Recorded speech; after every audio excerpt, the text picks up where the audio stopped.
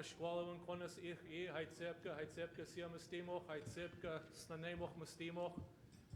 Good morning, everyone. My name is Doug White. My co-salish name is Colossalton. My new channel name is Cletion. It's a great honor to be here working with Michelle Corfield as your co-chair for the Special Chiefs Assembly for today and tomorrow. We've been waiting for quorum to arrive. We're going to proceed now with the work.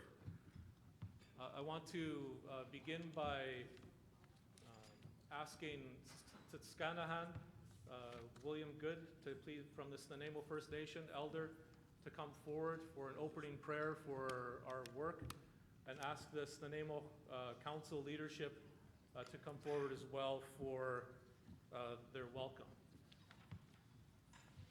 Tskanahan.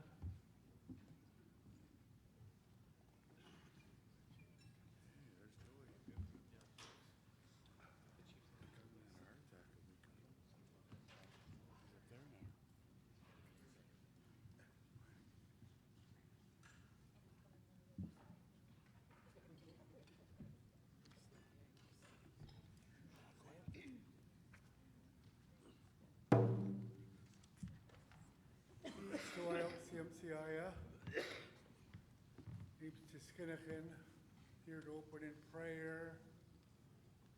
I'll be singing the prayer song. So you can all pray in your own way. I take that.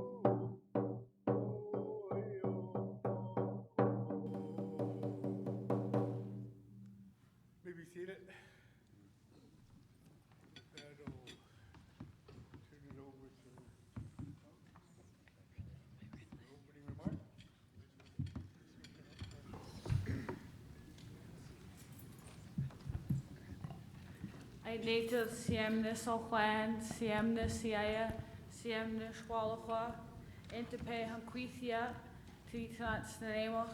Good morning, everybody.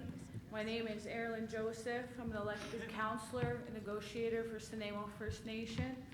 Chief Mike Wise sends his regrets today.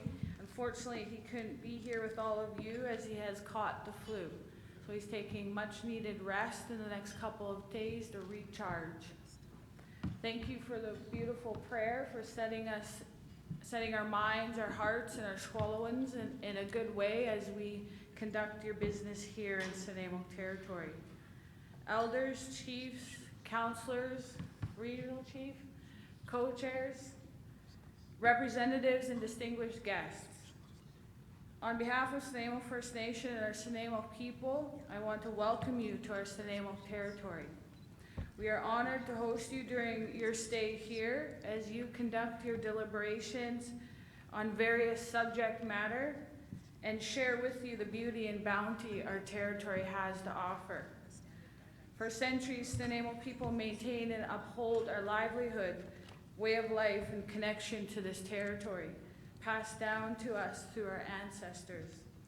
Over 168 years ago, the daily lives of and spiritual way of being for Snuneymuxw families was interrupted by representatives sent by the British Crown who were interested in settlement in our territory and later the exploration of coal.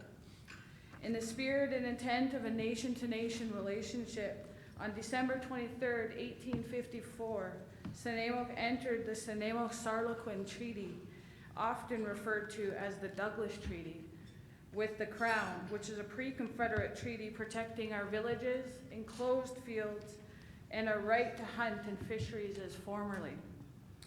These constitutional obligations form the basis of our treaty relationship with the Crown and the rest of the world, and is a solemn commitment to forever and always recognize and implement Snuneymuxw title and rights in our territory. Today, we gather on a sacred village site of Snuneymuxw known as Huasalaquo. This is the location where Snuneymuxw entered the Snuneymuxw-Sarlequin Treaty on December 23rd of 1854, witnessed by 194 of our Snuneymuxw people. Just 1 year later, the Crown began to unlawfully remove our protected villages, enclosed fields, including our right to hunt and fisheries as formerly, from our nation, systematically and purposefully throughout the last 166 years, with the intent to extinguish our treaty relationship. This approach, as we all know, has created significant socio-economic carnage in our communities, creating a significant disparity between Canadians and Snuneymuxw citizens regarding education, healthcare, child welfare, employment, and housing. It also birthed residential schools and the 60s scoop, causing harm and pain to our people, leaving a catastrophic legacy for our relationship. We all know this history too well in this room. It is critical that Canada and British Columbia not only acknowledge our shared history, but take concrete, substantive, and procedural action to enable recognition and implementation of rights. There is no finish line. It is a start to a lawful, everlasting relationship that will continue in perpetuity. We have witnessed that British Columbia has recently passed Bill 41, the Declaration on the Rights of Indigenous Peoples Act, and I understand this is one subject matter of your agenda over the next 2 days. This act compels the legislature to ensure that all laws are consistent with the United Declarations on the Rights of Indigenous Peoples. Through this process, Snuneymuxw forges reconciliation, recognition, and cooperation for the betterment of all British Columbians. However, Canada is yet to introduce substantive legal measures to implement recognition of rights. All First Nations have a story to tell. Our nations are becoming larger, our populations are growing fast, more people are accessing education, employment, and careers, and young people are on the rise. As you move through the next couple of days and beyond in your important work, remain steadfast in your pursuit, anchored in who you are and where you come from. I wanted to share these words on behalf of Snuneymuxw First Nation and Chief Mike Wise and our council members who are here today. We have Councillor Kate, Councillor Bill, and Councillor Joe White Jr. here today. Thank you to everyone behind the scenes of BCAFN and everybody else who worked with us in preparation for the meeting today. And I trust you'll all enjoy the gala, including the fashion show this evening, where Snuneymuxw family will share their distinguished clothing line with you. Once again, welcome to Snuneymuxw territory and Heights Afka Siem Nasiaya.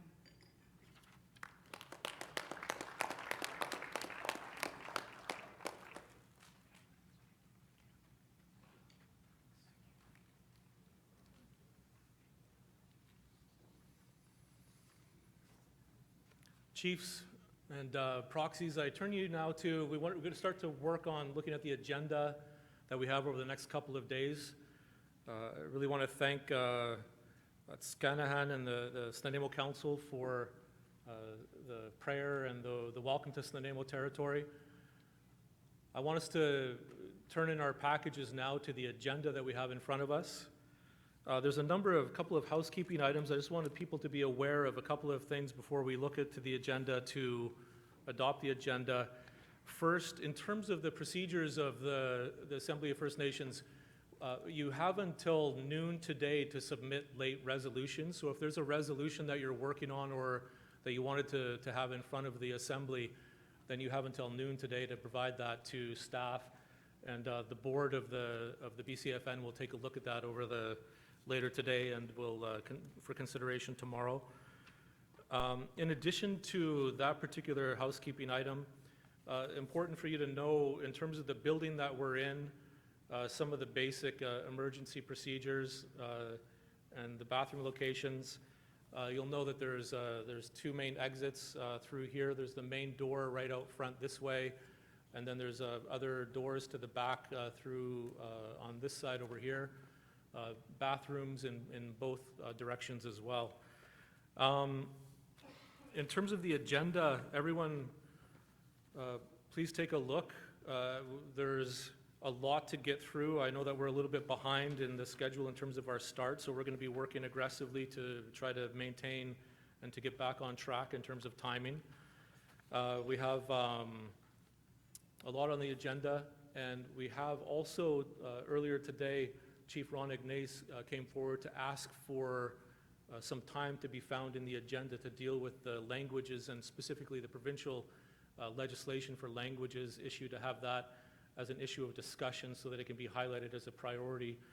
And so I think the proposal that is to find some time at lunch today, maybe about 15 minutes during the lunch hour will be used to address that issue. So that will be, in addition to this draft agenda that's here, is the proposed way that will accommodate that particular request. So if I can have, if the agenda looks fine, can I have a mover and a seconder to adopt the agenda? Grand Chief Doug Kelly, Chief Ron Ignace, seconded. Any further discussion about the agenda? Is there anyone opposed to the agenda? Chief Ignace, microphone 26. Yeah, Cookby Ron Ignace, Skeetchers and Swept Nation. Thank you for giving, even though it's a short amount of time, I think if we can find more time, I'd really appreciate it. We need to begin talking about getting the mandate. We've got the mandate to move forward with language legislation here in BC, but what we need to do is convince the provincial government that they have to sit with us and co-develop that legislation. I think we need to have to design an action plan, come up with an action plan, how we can action our resolution calling on the province to adopt Indigenous language legislation. We have a short window to get it done, so let's work on it diligently. Thank you. Great, thank you. Are there anyone opposed to the agenda as put forward? If not, we can unanimously accept the agenda. And let's move straight into the first bit of work, the address from the BCAFN Knowledge Keepers. If I can please ask Elder Representatives Dr. Gwen Point and Dr. Robert Joseph to come forward at this time to provide remarks to the Assembly.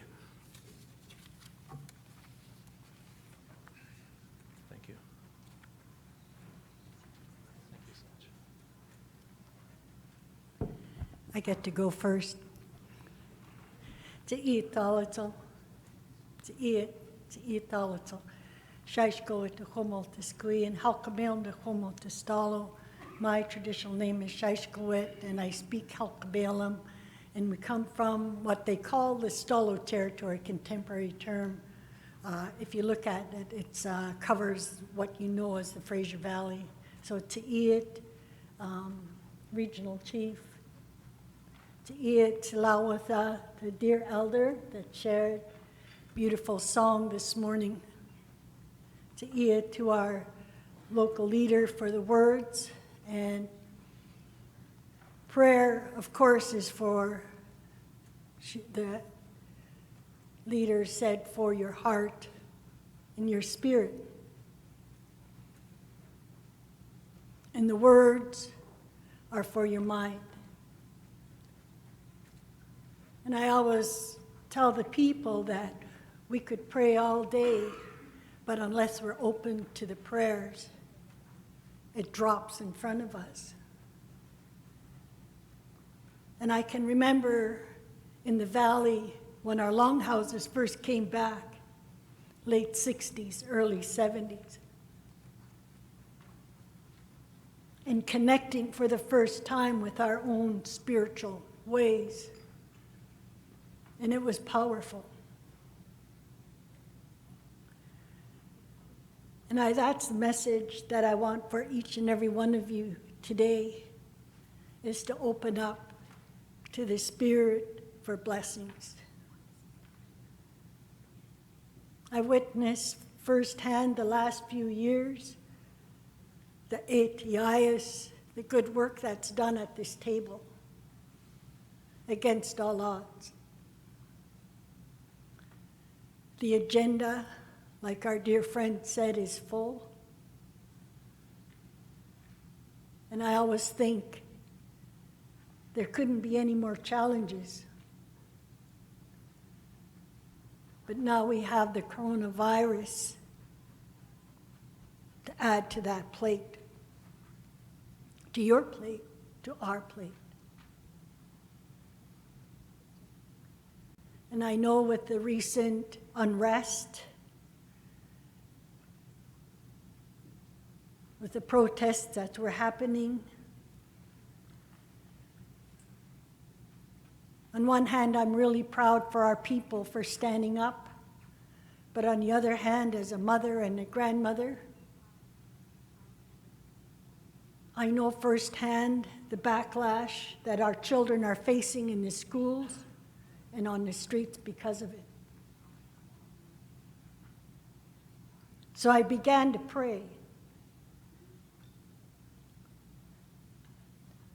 And I reached out and I asked other people, prayerful people, medicine people, pipe carriers, to please pray.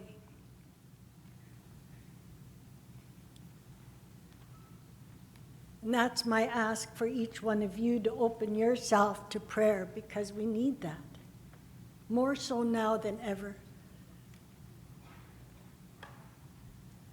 Our longhouses came back in the late 60s, early 70s, and our sweat lodges came back right after that. And again, you have to kneel down to go into sweat lodge. That means humbling yourself. You're on your hands and knees. But again, that feeling in the lodge, and you're with Spirit. You can't buy that. Nobody can give it to you. You have to open yourself to that. And I remember as a brand new teacher in my own community, Sta'elis, we were sitting in the longhouse with the school program.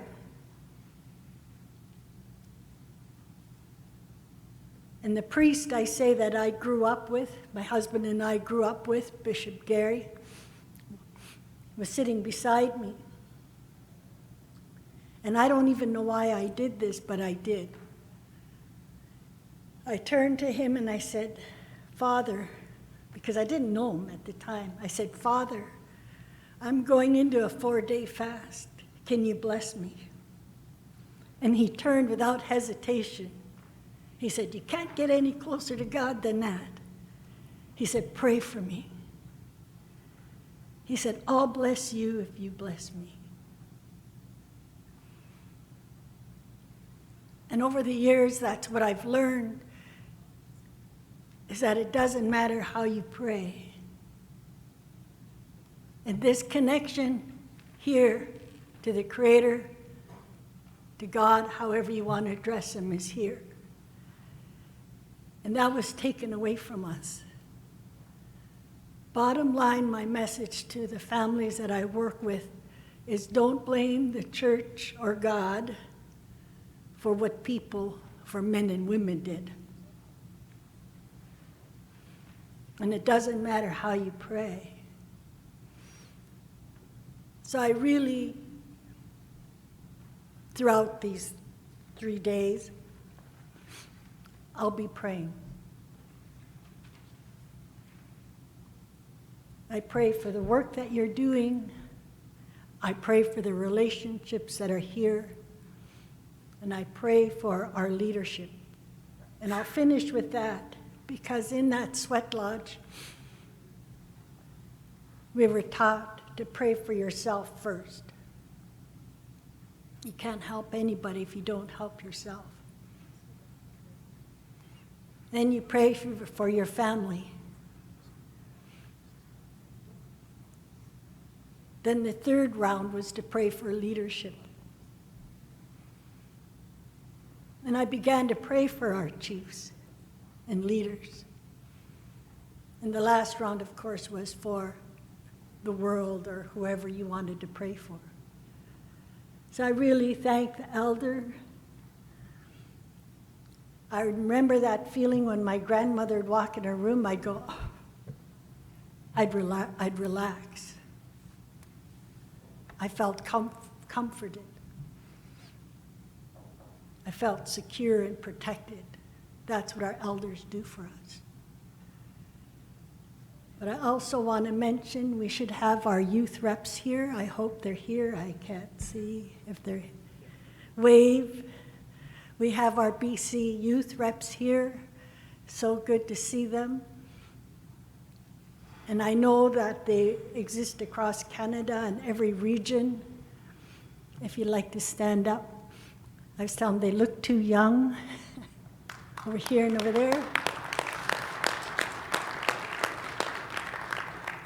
And I thank leadership for bringing our youth with us. I was telling them they have to, so grateful that they're walking with us.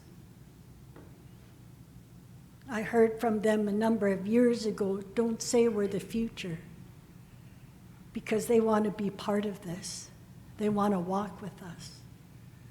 And that's how we're going to secure our future, a stronger future, by having them with us, hearing them, listening to them. So Untitled, I thank each one of you, and I'm looking forward to the next 3 days. I know there's some tough issues to work through, but there's also challenges that I know that the good work that's been done. Untitled.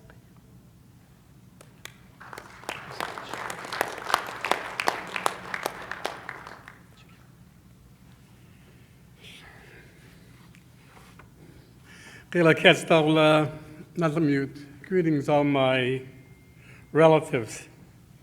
My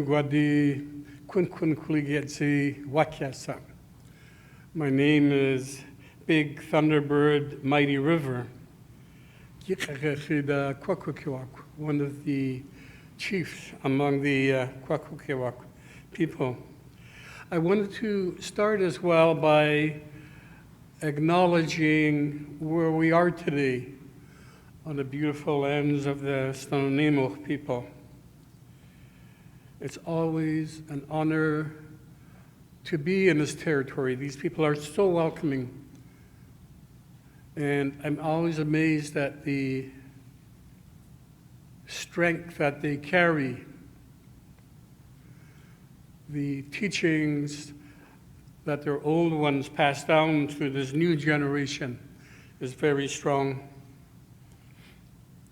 In the last month, I've been really thinking deeply about all of the things that expired in northern BC, where the Wet'suwet'en live, their hereditary chiefs and the peoples. And I think if you're like me, you had to be shook up a little bit. You had to be preoccupied with what happened in those northern territories. I remember watching the first RCMP intervention And I think there were many, thousands of Canadians who saw these same images. And what did they see? They saw a militia-like force intervening really harshly, over-aggressive. And the news reports talked about snipers, police dogs, automatic assault weapons, helicopters flying overhead, exclusion zones. And I wonder to myself, what on earth is going on here? In contrast, those people who were on that road, protesting the pipeline that's planned for that place, had always stated their peaceful intention. Everybody knew that, and there were even images of one of them holding an eagle feather. And I thought to myself, what happened here? What happened to those beautiful, strong, resilient, hereditary chiefs? It must have been humiliating, disrespectful. And I wondered to myself, how come in this day and age, when after half a decade of talking about reconciliation, that this part of our society didn't seem to have heard a thing about how we could find new ways to move forward together. I can only imagine the fear that our chiefs and their supporters felt. The trauma was so deep, it was probably unforgivable in that moment to see that all expire. And all Canadians saw the same thing across the country. Ordinary Canadians saw this evolving. Indigenous youth saw this. Other Canadian youth saw this. And allies of every stripe saw this. And they responded, for the first time in all of the years I've been around, they responded overwhelmingly in support of the Wet'suwet'en. I have never seen that kind of response before, and it says something good about this country, that there are people who care about our plight as Indigenous people and who have a desire to advance reconciliation among us. That's the flip side of it all. It was a moment of awakening for this country, and it will never be the same again. I think that we truly are on the cusp of systemic change. Finally, the moment may be the beginning of the liberation of Indigenous peoples and our nations, the real beginning. So I want to thank the Wet'suwet'en Heritage Chiefs and their peoples, the Indigenous youth, the non-Indigenous youth, and all of the people who have stood up and said that enough is enough, that justice and equality must truly be a goal that all of us aspire to. I know that one day this country will acknowledge those people that I've just been talking about. Thank you to all of you who have taken the time to learn about our shared history. Thank you to those who clearly see the force of genocide, past and present. Thank you for those who believe in equality and justice and inclusion. Thank you for all those who reject hatred and racism. My brothers and sisters, friends and relatives, the tide is truly turning. You've got to believe that. Reconciliation is happening as we meet right this moment.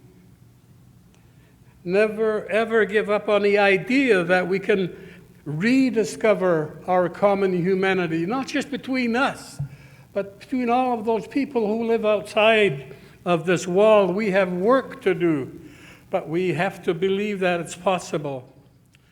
So let us stand together and call for calm, reason, restraint, compassion. Let us call for holding each other up like the Coast Salish people do so strongly, and to hold on to our values of justice, equality, peace, and shared prosperity. Great change is coming, and change starts with awareness. It requires a new way forward. Report after report after report on reconciliation has shown that more and more Canadians are deeply committed to active reconciliation. But great change also brings fear, also brings uncertainty. No one has been here before. No one person or organization can do the work by itself. We must do it together, including with all of those other Canadians who have demonstrated in mass that they're interested in doing this kind of work. Each of us are working towards a life that is rich in culture, family, community, nationhood, and self-sufficiency. So let us call again for calm and reason. Let us call for a pause between the parties. Let us call for strong leadership on all sides.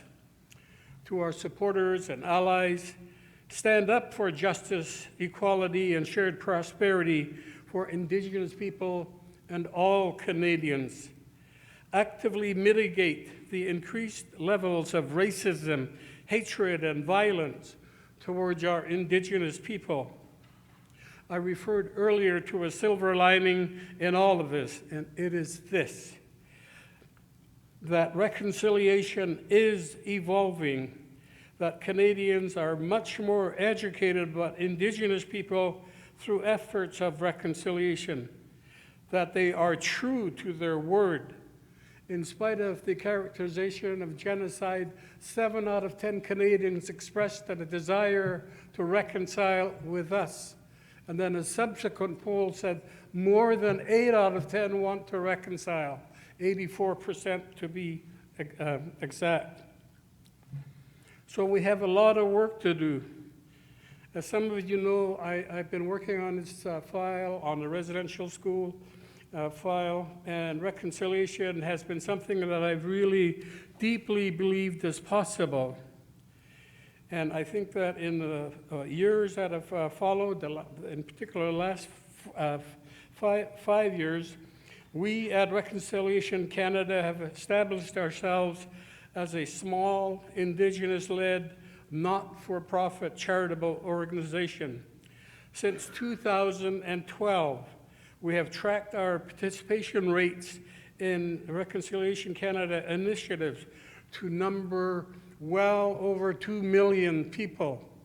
So imagine all of the work that all of you are doing in this room has also reached Canadians. We now know that Canadians have a height of understanding of our situation between we and they that has never been achieved before. And I think that's why there was an instant response to those images I was talking about at the Wet'suwet'en area. So to say it again, all of the work that you've ever been doing as chiefs and councillors and frontline workers, what do you think that was? That's exactly reconciliation. Creating equality, creating fairness, creating justice. That's what it's all about. And if you've been fighting the idea that we shouldn't entertain reconciliation, you should not fight the idea. The well-being of our children and future generations of Indigenous people rests with the degree of commitment that you make to advancing reconciliation. And finally, it starts with you. That's where reconciliation starts.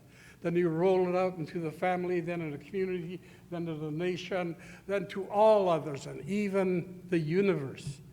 So really, when you leave this place, and when you go about your work again, and I know it's tireless, I know it never seems to end, but I want you to think deeply about how we can create new ways forward together with those who have been obstacles to our progress. So I wish everybody success in the next day or so, and I'm so honored to have been here to say a few words. You know, when you've been around the track 80 times, you always think, oh, gee, maybe this is my last speech. So I've just given you maybe my last speech. Because Highly unlikely.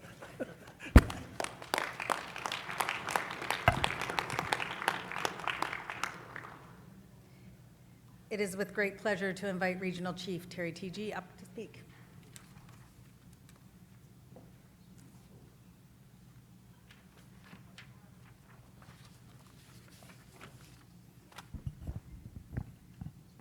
Thank you. Deneza, Tsekuza, Skyza, chiefs, hereditary chiefs, guests. First of all, I want to thank the Sissenaimuk people for allowing us on their territory. And just a note that the Special Chiefs Assembly has the every year we talk about with the board where we're going to have our Special Chiefs Assembly. And previous years, last year we held it in Merritt. Year before was in Claytley territory in Prince George. This past year we thought about different areas and stated we have to come back to the island. It was between the island, Nanaimo, and Whistler. So this could have been at Whistler, but no, we thought it was important to come here because of all the First Nations that are across the Salish Sea and on the island, and needed to come back here. And it's a good day to be here. I just want to thank William Good, Elder Good, for his welcoming, and Councillor Joseph and the councillors from Sissenaimuk for doing the good words, for allowing us on their territory. Parlez-vous français? Regional Chef Jocelyn Picard, mon ami, my friend, Regional Chief Jocelyn Picard is here. If you could stand up, from Quebec. I'm really glad we opened this meeting to all the regional chiefs, and Jocelyn and myself are on the justice file, and we will do an update on the national file that is justice. And I understand Regional Chief Kwani Adamek from Yukon will be here tomorrow. Minister Mark Miller, the Indigenous Services Canada Minister, is here today, and I don't know if he's in the room, but he's around today, so that it's really important that we hear from Minister Mark Miller. My colleagues from the First Nations Leadership Council, I see Chief Don Tom from the Union of BC Indian, Chief Cookby Judy Wilson from the Union. I see Robert Phillips from the First Nations Executive. Cheryl Kasmer is here from the First Nations Summit. I believe Cowichan, Lydia Whitsom, is she in the house? Should be here. And I believe Grand Chief Stuart Phillips sends his regrets. Thank you for attending the Special Chiefs Assembly. My board of directors are here as well.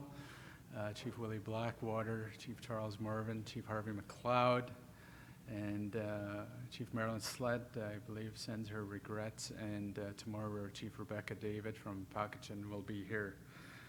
And I thank you, Gwen, and thank you, Elder, our knowledge keepers, Gwen Point and Dr. Bobby Joe, Robert Joseph, for those good words. Our youth reps, Jade and Justin, thank you for attending today. And our women's rep, Louisa Hosty Jones from Hillsuck, who's here. Thank you for attending today. And all of you, the chiefs, for attending today and for this important meeting. So as part of my presentation today, I'm just going to go over some highlights from my last meeting that we had last September.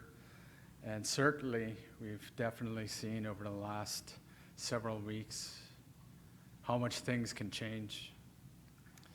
And the amount of movement that can change in a blink of an eye.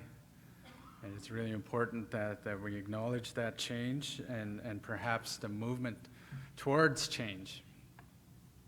So as part of some of my portfolios that I do hold, there are many resolutions that were passed at the Winter Assembly at the Assembly of First Nations in Ottawa. I do have a National Fisheries Committee. I have my representatives here.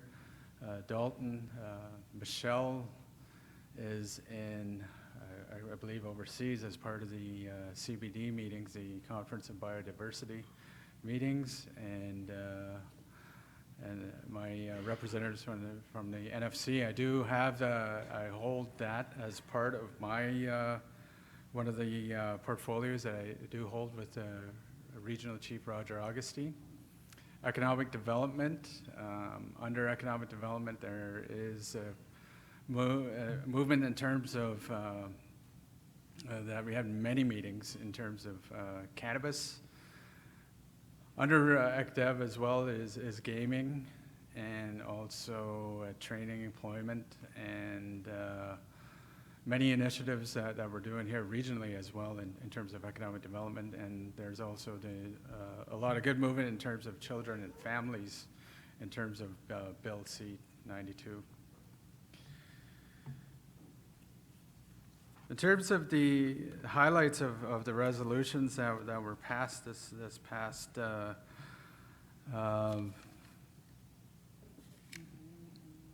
just gonna get there have been movements in terms of the United Nations Declaration for the Rights of Indigenous Peoples. There's certainly support nationally for development of legislation federally. There's also what came out in the Chalmette area, a national resolution to really combat homelessness and poverty. There's regional, and there's a movement here in terms of British Columbia to develop really, I think, a strategy on homelessness and poverty, which is a good thing in partnership with the province of BC. In terms of Bill 41, the United Nations Declaration for the Rights of Indigenous Peoples, what we're doing at the First Nations Leadership Council is developing an action plan to make sure that many of those important legislations that affect our daily lives that comply with the United Nations Declaration for the Rights of Indigenous Peoples. So legislation such as child welfare is compliant with the United Nations Declaration. Environmental assessment needs to be compliant with the United Nations Declaration. So some of those high priority legislation needs to be updated. We need to hear from you as chiefs to get a better understanding what really needs to be highlighted in terms of current legislation that exists in terms of the province of BC's laws that needs to be compliant. So we'll be coming back to you for more input. We honor Jody Wilson-Raybould. I'm glad she will be here today. I believe at 1 o'clock, and we'll be listening to Jody's perspectives on not only the national legislations on the declaration, but also her views on especially on working on the inside in terms of government. She's our former Attorney General, on how we can implement rights and title and interests and recognition for our people out here in British Columbia, especially in light of what's happening north to our neighbors from my neighbors as a Dakat person, the Wet'suwet'en, and their Yinta. In our language, we say Yinka Dene, we are people of the earth. And it's really important to better understand what the commitments are from the provincial and federal governments. On the National Fisheries Committee, we've definitely had quarterly meetings, looking at, we have a discussion paper towards a secretariat. This has been an ongoing initiative for a long time to look at implementing Aboriginal and treaty rights related to fisheries. Far too often, the federal government certainly doesn't live up to those treaties, nor do they live up to past Supreme Court of Canada decisions. So it's really important that we develop some sort of secretariat to make sure that Canada lives up to what has been passed in their legal realm and decisions that were made, such as Sparrow, Garin, and more recently, 23 years ago, Delgamuukw-Kastewe. One can argue that they've never lived up to the decisions from there. We do have a national meeting coming up in Fredericton on June 2nd to 5th of this year, and certainly hope to see a big delegation of British Columbia out in Fredericton to really push not only DFO, but also to have our views heard out here in British Columbia to develop perhaps more of a strategy nationally on fisheries. Some of the work that we've been doing regionally in British Columbia, we have the MOU with the Business Council, the BC Business Council, as part of the Champions Table, and the work that we're doing there with the Black Books on developing an economic development toolkit to support your First Nations communities to look at many experiences, many barriers to economic development. Some of the work that we're doing there was to implement the Truth and Reconciliation Commission in terms of economic development, how that can be really better understood and I suppose implemented on a higher level. I appreciate the BC Business Council and the Council of the Federation of Labor for their support for Bill 41, for the United Nations Declaration for the Rights of Indigenous People. It was really important to get their support and their views in terms of how our First Nations need more input and more of a say in terms of free, prior, and informed consent, as it's stated in the United Nations Declaration for the Rights of Indigenous People. We have a couple of projects going on as part of the Champions Table, looking at experiences with the Chilcotin and the Claytley Tene in terms of a carbon project, looking at carbon sinks and perhaps using carbon initiative as an economic development tool. And really, I think what we're learning there is what are the barriers in terms of utilizing an initiative such as that to, as a part of your economic development portfolio, and perhaps as a space that you can conserve. We're basically planning ahead over the spring and the summer here for more work on the carbon project. And some of the deliverables are to develop a land-based forest carbon project, as well as looking at tidal lands, how that can be utilized, in particular for the case of the Chilcotin. As you well know, there is recognition of title there.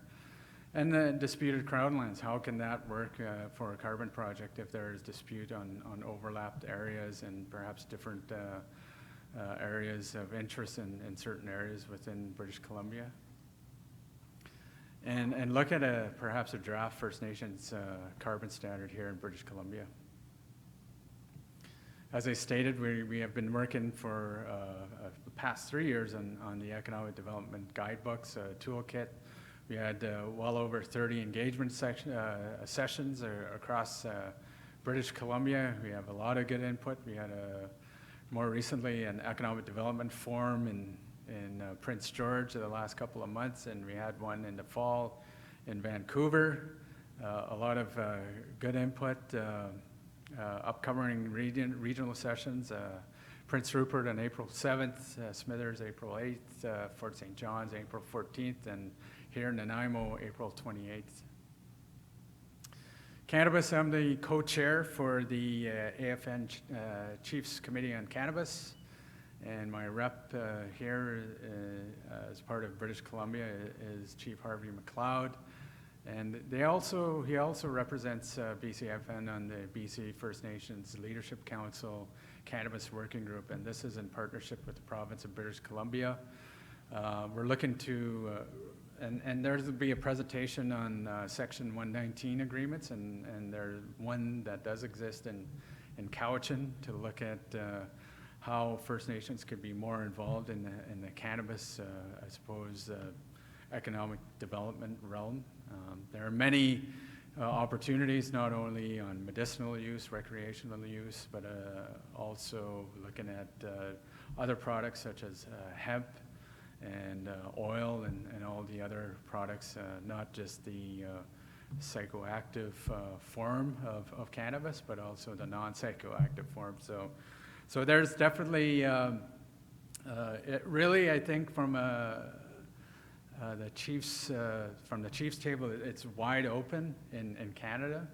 There are many initiatives. There are a lot of First Nations that are developing their own laws to implement the sale of cannabis in their communities. And really, we're trying to compile all that information from across Canada, so many other First Nations that are interested can look at that info and maybe get some ideas. As part of Vancouver Island University and with this relationship with the leadership or the Chiefs, our relationship with the BC Business Council, we have an Indigenous Internship Leadership Program. This was supported by the province of BC. We were coming into our last year here for internship, and this is for graduates that have graduated from university looking to have perhaps a foothold in industry or perhaps government. We'll find you a place for perhaps government and industry to gain experience, and we have well over 25 post-secondary institutions that are part of this whole initiative, and I believe we have well over 30 internships throughout the province of BC, and certainly looking for more. If you know of anybody, perhaps you could get in touch with myself or Derek Handsome, who's here as part of our economic development portfolio initiative. Other international, as part of economic development, Indigenous Trade. I was part of the International Indigenous Trade Organization meetings that were held this past June in 2019. There is a meeting at the University of Oklahoma on June 7th to 9th. And part of that initiative is to look at Indigenous free trade zones. There is one that exists in Oklahoma called Iron Horse, and it is recognized by the federal and state government as a foreign trade zone. We call it an Indigenous trade zone. We're looking for a network perhaps in the United States, Canada, and New Zealand, and looking for different ways that we can cross the borders between United States and Canada, so we can have free trade between nations, real trade nations to nations, perhaps from Oklahoma to British Columbia. And it's quite interesting. And now also this is part of a world network on Indigenous trade. We're looking at not only we're involved as part of the the NAFTA 2, or CUSMA. We're a part of those discussions. But we're also looking at different trade missions with Asia and perhaps New Zealand and other areas, or perhaps the Americas to the south. So certainly something that that there is more interest not only in Canada, but also in those other countries with Indigenous people. So something to be mindful of, and something that we're pushing for nationally. Children and families, Bill C-92. We're the only region in Canada that we have really all levels of government, First Nations, province, and the federal government at the table, and we're really looking to transition, taking over jurisdiction for many of those that have been working on this for many years, if not decades.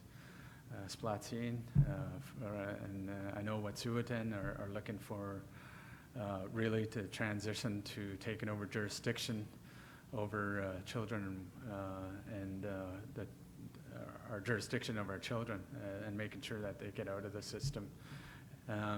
There will be a First Nations Leadership Council All Chiefs meeting, April 28th and 30th, but there is a national one previous to that meeting, and that's April 7th to 8th in Ottawa, and it's more of a national AFN meeting, bringing all the regions together.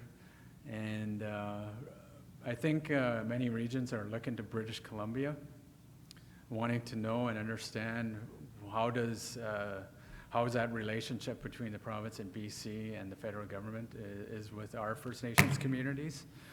But more or less finding more insight and leadership from BC, so perhaps we can support other regions in their desire to have that better relationship. So that is really in a nutshell. That has been a lot of movement over the last 4 months since my last update, and as I said, over the last several weeks, there definitely has been a movement in terms of all the what has happened up north in the Wet'suwet'en and with CGLP that have ripple effects across this country with the solidarity movements across the country that perhaps had some effect in Quebec, had effect in many regions across this country. And I think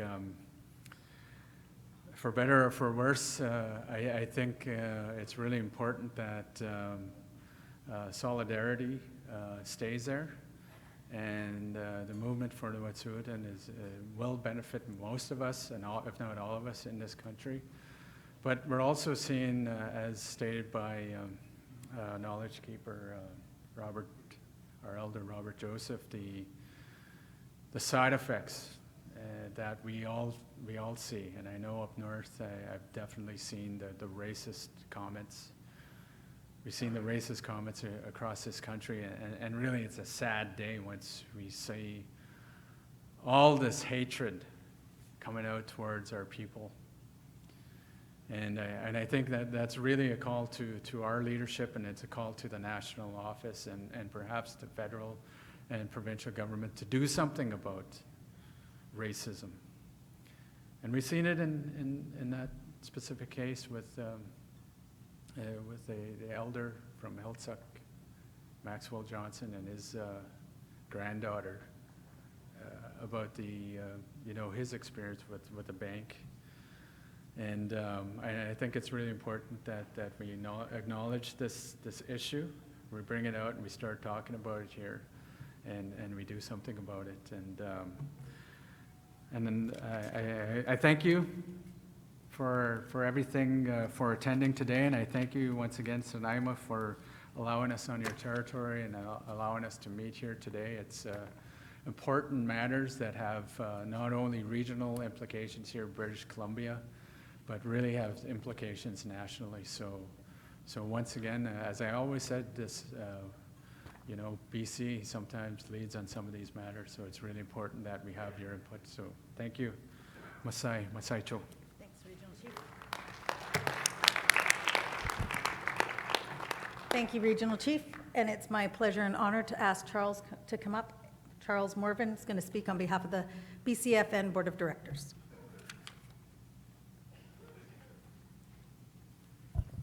Thank you, Michelle. And first of all, I just want to thank the Snuneymuxw First Nation for allowing us to conduct our business on their territory. Also like to thank the elder, William Good, for beginning our meeting today and bringing good feelings and allowing us to begin the work in a good way. And to Councillor Joseph for her words and also sharing a bit of their history from this area, the Snuneymuxw First Nation. I'd also like to welcome each of you that are attending, chiefs, proxies, leaders, hereditary leaders, to come and give your input into the work that is going to be done in these next few days. And also like to acknowledge the board as well. They've already been mentioned, and to the youth representatives and to our women's representative for the BCAFN, who've already been introduced by our regional chief. And also thank you to the regional chief for his leadership with the BCAFN that he has shown over the past 2.5 years so far. And the BCAFN continues to do their work in the advancement of Aboriginal rights, treaty rights, and Aboriginal title. And we'll continue to work with the First Nations within British Columbia to make sure that gets done in a good way and positive way.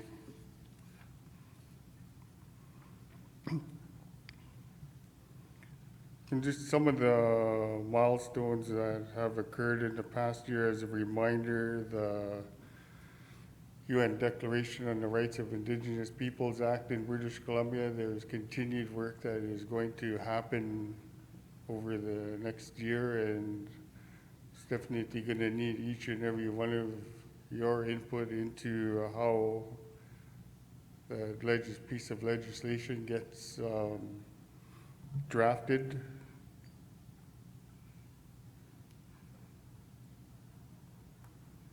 And I just also wanted to finish off with some words on what is going on within British Columbia, northern British Columbia to be specific.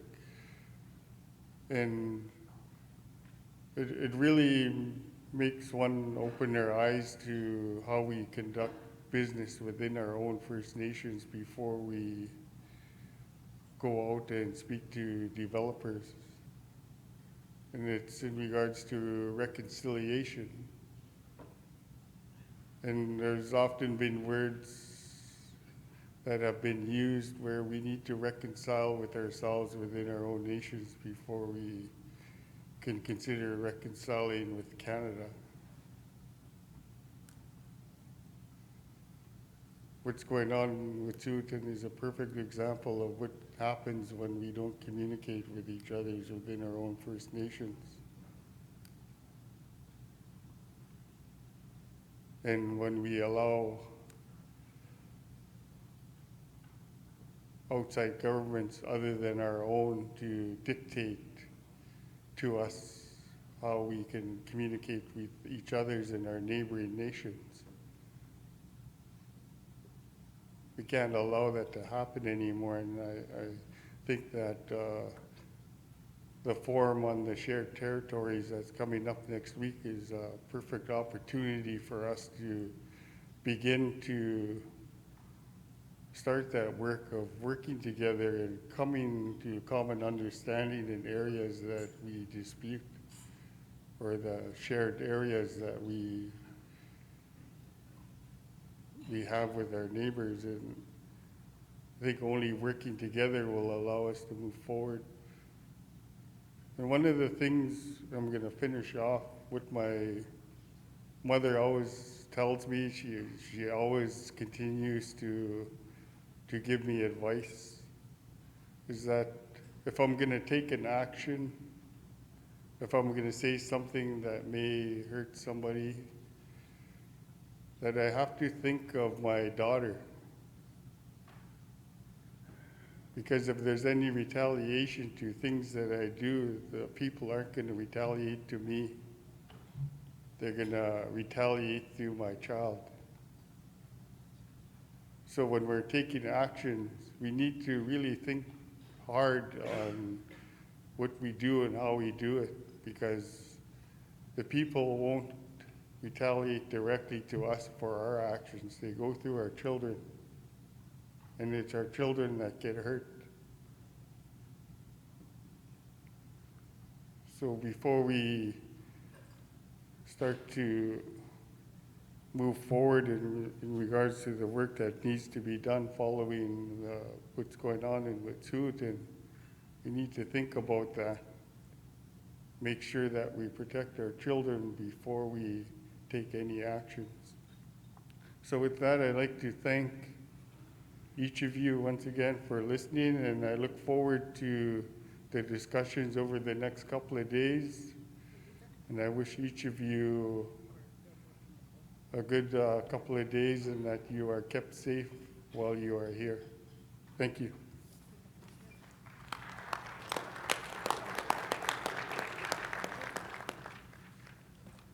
Thank you, Chief Morvan. And I'd like to ask if the BCAFN Women's Representative, Councillor Louisa, could please come forward for a presentation. Thank you.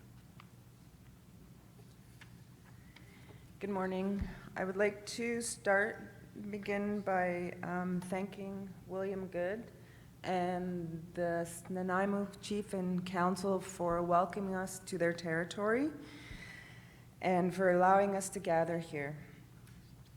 I would like to welcome the chiefs, councillors, leaders, elders, matriarchs, special guests, and observers to this gathering. My traditional name is Umklux.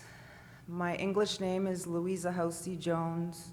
I come from the House of Nazi in the Celtic territory of Bella Bella, BC.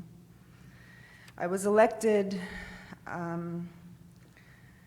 as a women's representative in October 2018.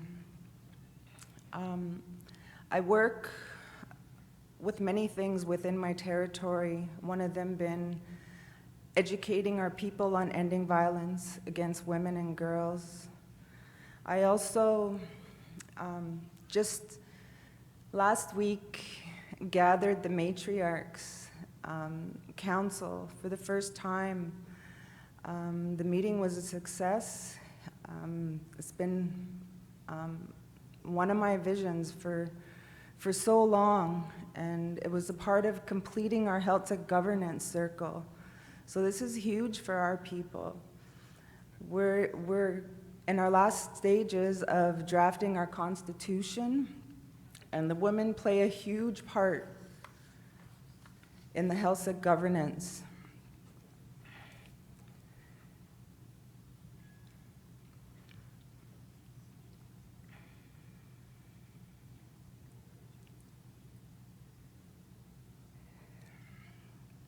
I had the honor of co-chairing the 3rd annual Women's Dialogue session with my colleague, Chief Marilyn Slutt. This was a diverse gathering of chiefs, councillors, traditional and hereditary leaders, matriarchs, elders, youth, administrators, community leaders, grassroots activists, and frontline service providers.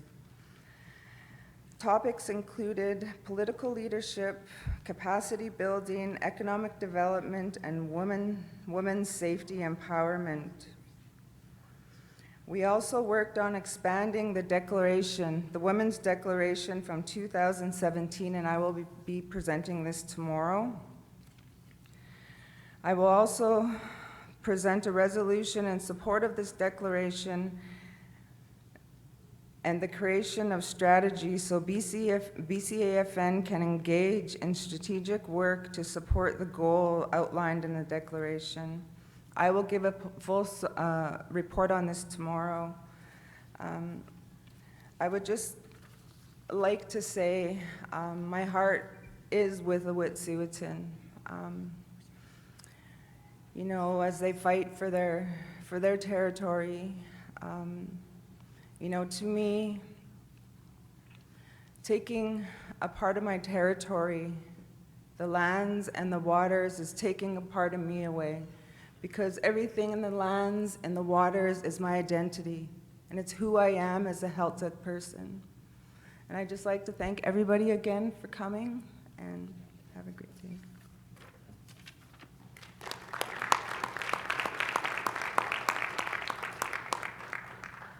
Thank you so much, and I'm not sure how, between Jade and Justin, who's going to go first, but I invite you up to come and do your presentation next. Justin, thanks.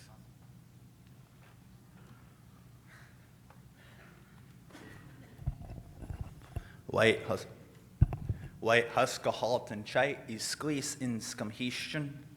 My legal name is Justin Peters, and I come from the Okanagan Indian Band. And as I have all your attention, I can introduce myself to you all at once. My Okanagan name is Inskamhishchin, which literally means the language of the black bear, but it's also the name that we give to the rock in the sweat house. So I try to live my life through those teachings. An abridged version of our chaptik, of our law, is that Skimheast, he's one of the 4 food chiefs. He's the chief of all the animals that live above ground, and he's the chief of wisdom and leadership. And we have Sincleet, who is Coyote, who's the trickster, who is the individual. And Sincleet, he stole something from Skimheast, and Skimheast lost his cool, lost his control, lost his composure, and then he started chasing Sincleet to get what was stolen from him.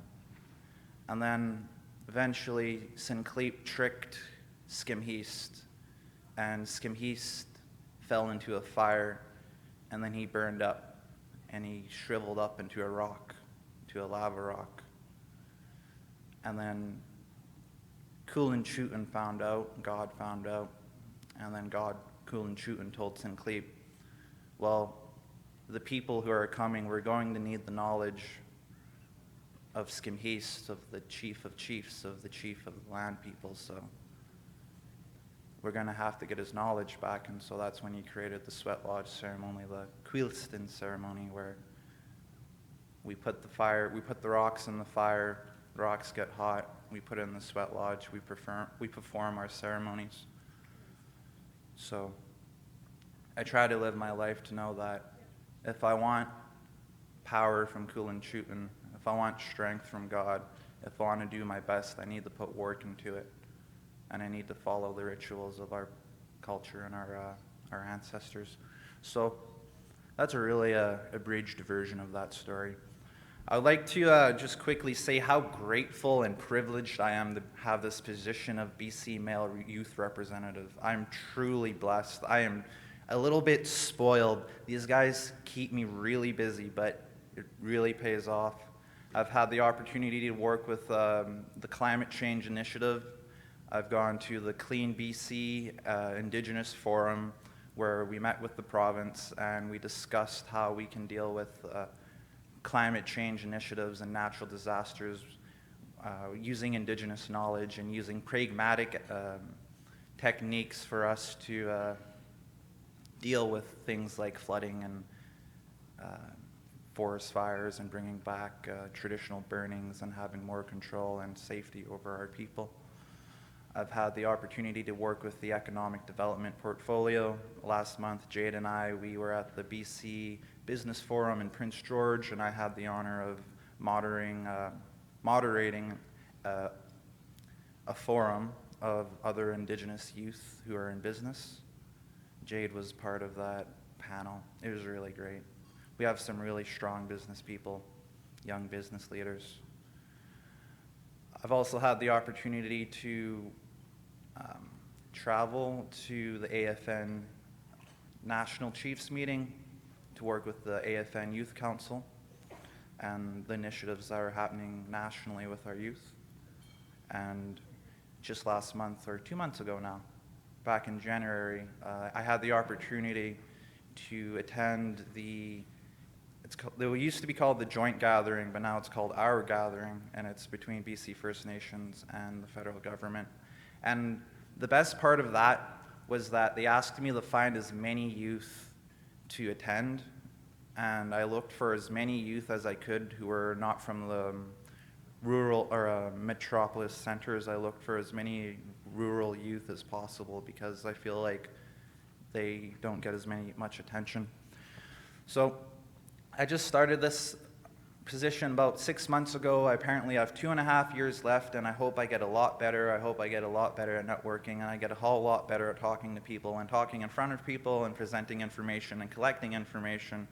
And my biggest goal out of this is I want as many youth from all our communities to be involved with the initiatives that are happening, whether it be through fisheries, climate change, economic development, cannabis, or mental health, because there's a whole lot that's happening within our nations, within our relationships with different governments, and I really think we do need a stronger network of youth, and that's my mission over these next 2 years, is to go to your communities, find your young leaders, and create a leadership council or something like that. But thank you very much for this forum and this opportunity to speak.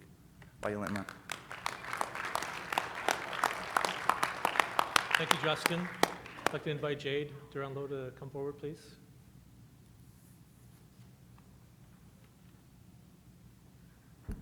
Good morning, everyone. I just wanted to start off by saying thank you to the Snuneymuxw people for hosting us on their beautiful traditional territory, and thank you to Elder William Good for starting us off in a good way, and also a thank you to our knowledge keepers, Dr. Gwen Point and Dr.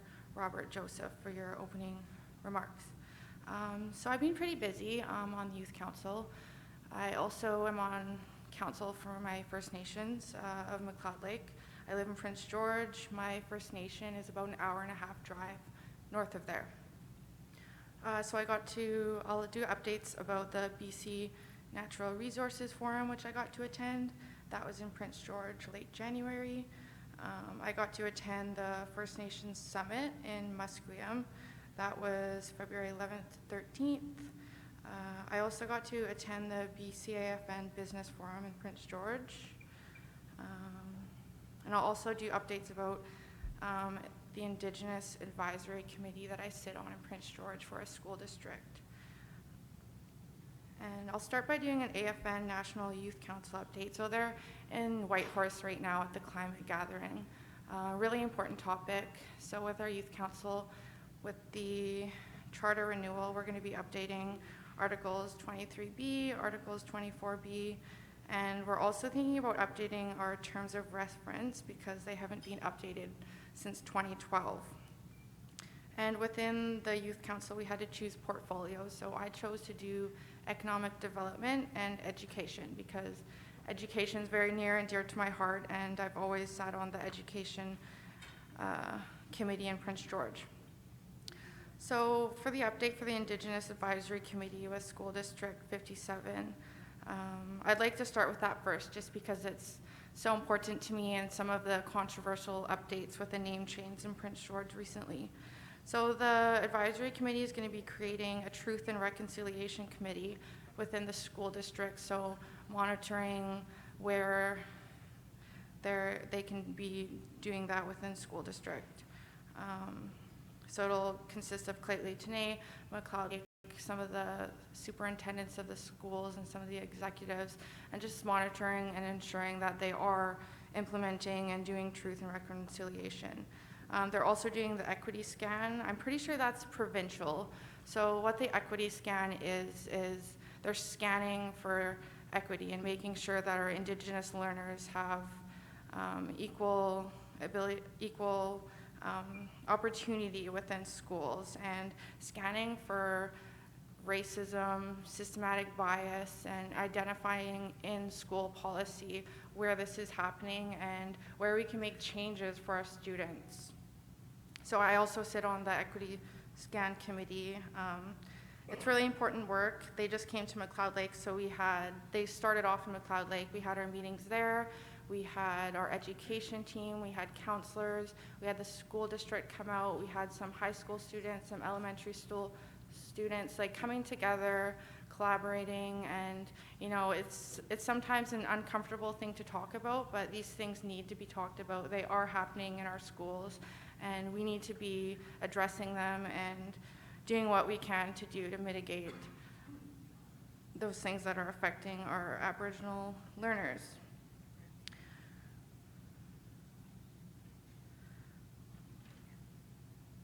So also with the Indigenous Advisory Committee, Kelly Road Secondary School, I live about 400 meters from the school. So Claytley Tene is the First Nation whose territory Prince George resides in, and Chief Clayton Pootney and sits on the committee with us, and they had requested the school district change the name to Shastee Secondary School. And at first they weren't going to do it, and they were just going to put the name beside Kelly Road Secondary School, and they said it was a huge process. It would take a year long, lots of engagement, and lots of excuses, and the committee really wasn't okay with that. So Chief Clayton Pootney took this to the Board of Trustee levels, and they did approve the name change. So there was a lot of backlash, a lot of controversy, so I just wanted to ask that the BCAFN, First Nations Leadership Council, and the UBC-IC do support that, because the name change is good. It'll create awareness and knowledge about Indigenous culture, and it's a chance to learn about Indigenous culture, because my generation and the generation before that, we didn't really get proper Indigenous culture in school. So also at the summit, I got to go to that. Lots of updates on UNDRIP. Seems to be a huge topic of discussion. Climate. The youth are very concerned about the climate, and that's pretty evident. Also, the BC budget updates. Some concerns for the youth are no targeted funds for communities resuming jurisdiction over children and families, so that's very concerning. Also, the absence of funding commitments for the development of implementation of justice-related programs for First Nations, also very concerning. We have a high number of youth incarcerated. So this is making minimal advancements and fails to address national inquiry calls for justice. And also the BC Natural Resources Forum. It seemed to be a lot of uncertainty about UNDRIP, and talks about coming to consensus about shared decision-making, how to implement individual articles of UNDRIP, and how can industry use impacts to benefit community instead of impede on our development and our ongoing path to self-government, and also creating that relationship of industry and First Nation, moving from a transactional relationship to an ongoing one, and creating solutions that are as unique to our communities, as our communities are very unique, and also industry getting involved at the grassroots level to learn our values, our visions, and also contributing to our quality of life, and realizing that UNDRIP is not a risk, it's a huge opportunity. And also decisions based on First Nations concerns. Industry really needs to adhere to that, and also a huge topic was goals being reached on both sides. And another thing is, a question was asked, is how can we lessen uncertainty industry faces with DRIPA? I don't think it's uncertainty. I think we're going to create certainty, and we're going to create a better path forward for industry working together with First Nations. So that's my update. Thank you, everyone.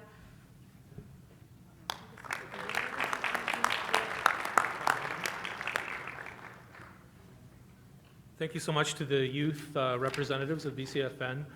We're going to shift right away into the update on the UN Declaration on the Rights of Indigenous Peoples. So I'm going to ask if we can have Cheryl Casimir from the First Nations Summit, Jessica Wood from the Government of British Columbia, Regional Chief TG, Cookpee Judy Wilson, and Merle Alexander. If you can please join us, as you already have, Merle. Boom, here at the front. And I know that you guys have done this a number of times, so I'm going to leave it in your hands to organize and coordinate how you want to begin the work of this particular presentation. You can just sit over here. Sure. Okay, Cheryl, you going to start? All right, thank you. I'll pass it over to you, Cheryl. Thank you, Doug. A little bit of confusion here. We don't know where we're supposed to sit.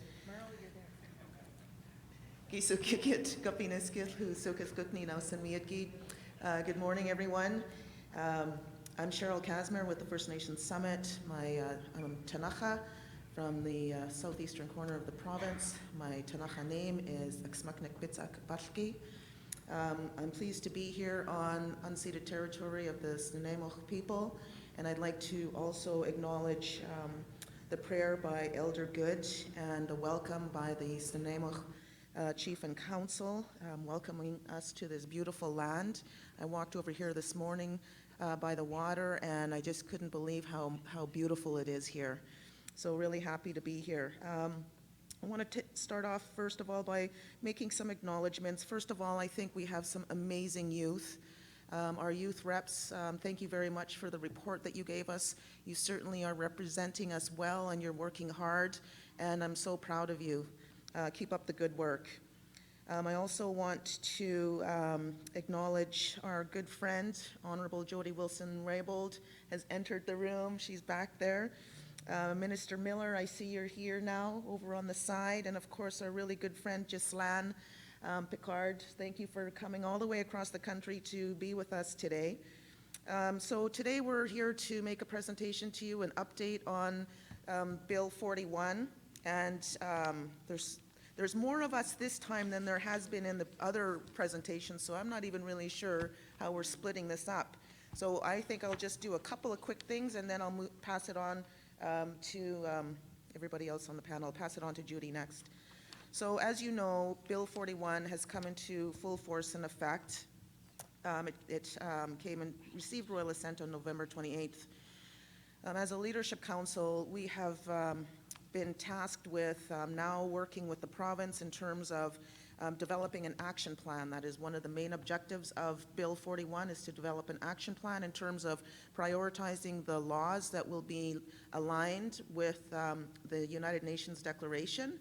And as Regional Chief had mentioned earlier in his comments, there are some areas that are already being worked on, only because it was a part of the commitment document. Bill 41 is an objective of the commitment document. And so child welfare is one of the priority areas. The environmental assessment, forestry, and land use planning are the topics that we are currently addressing. But we know that we need to expand, and we need to identify other priority laws that need to come into alignment with the United Nations Declaration. And so that's a huge task that we have ahead of us, and we know that we are not to do it on our own, that we need to engage as extensively as possible with you, the leadership. And so the reason for us providing the update today is so that we can hear from you in terms of what it is that you think needs to be a priority for the work that we have to do in terms of developing an action plan. So that's pretty much the gist of what we're presenting, is a quick update, but most importantly to hear back from you. So the slide in front of you just talks a little bit about what the declaration will do, and we know that it's going to confirm that UNDRIP has full application to the laws in British Columbia, of which we understand that there's about 5,000 plus. So that's a huge amount of work ahead of us. But although it may be daunting, it's achievable. There's that saying that says a journey of 1,000 miles always has to start with the first step, and so that's how we see us undertaking this vast amount of work. So it confirms that recognition and respect for Indigenous rights is the foundation for the shift in relationship and implementation. It supports predictability in a range of reconciliation, social and economic, and it sets out a new course for public and transparent action plan, as well as government accountability to implement United Nations Declaration. So I think I will end it there, and I will pass it on. But before I do that, I just saw our colleague Lydia Wheatsum join us in the Assembly, and I just wanted to share with you that last night her 3-year-old grandson was taken to emergency. He did go home, but apparently he's gone back in again today, and I just wanted to send her hugs, and if you can share some prayers for her grandbaby. That's where she was this morning, dealing with family issues. Thank you.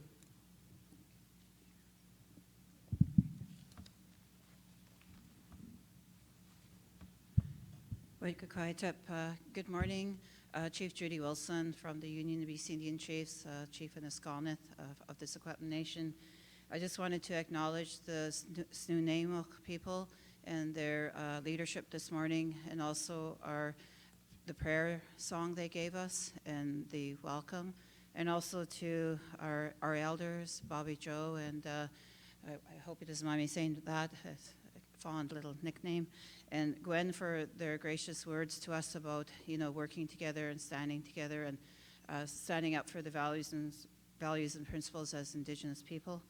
I just wanted to carry on with the presentation. One thing I wanted to note, though, is why we have the United Nations Declaration on the Rights of Indigenous People.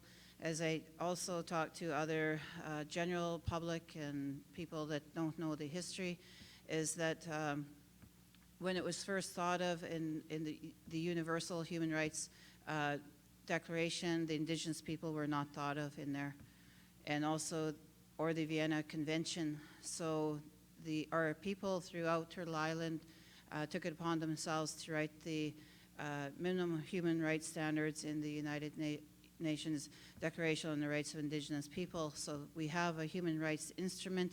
It doesn't displace our Indigenous laws or jurisdiction or any of that. It's actually just the human rights framework to stand up some of those minimum standards. You also have the Americas Declaration from June 2016. So where the UN Declaration is weak, the Americas Declaration is stronger, and in some areas vice versa. So those are international laws. I always want to make sure people understand that does not displace or erode or relinquish or take away our Indigenous laws and jurisdiction and legal orders.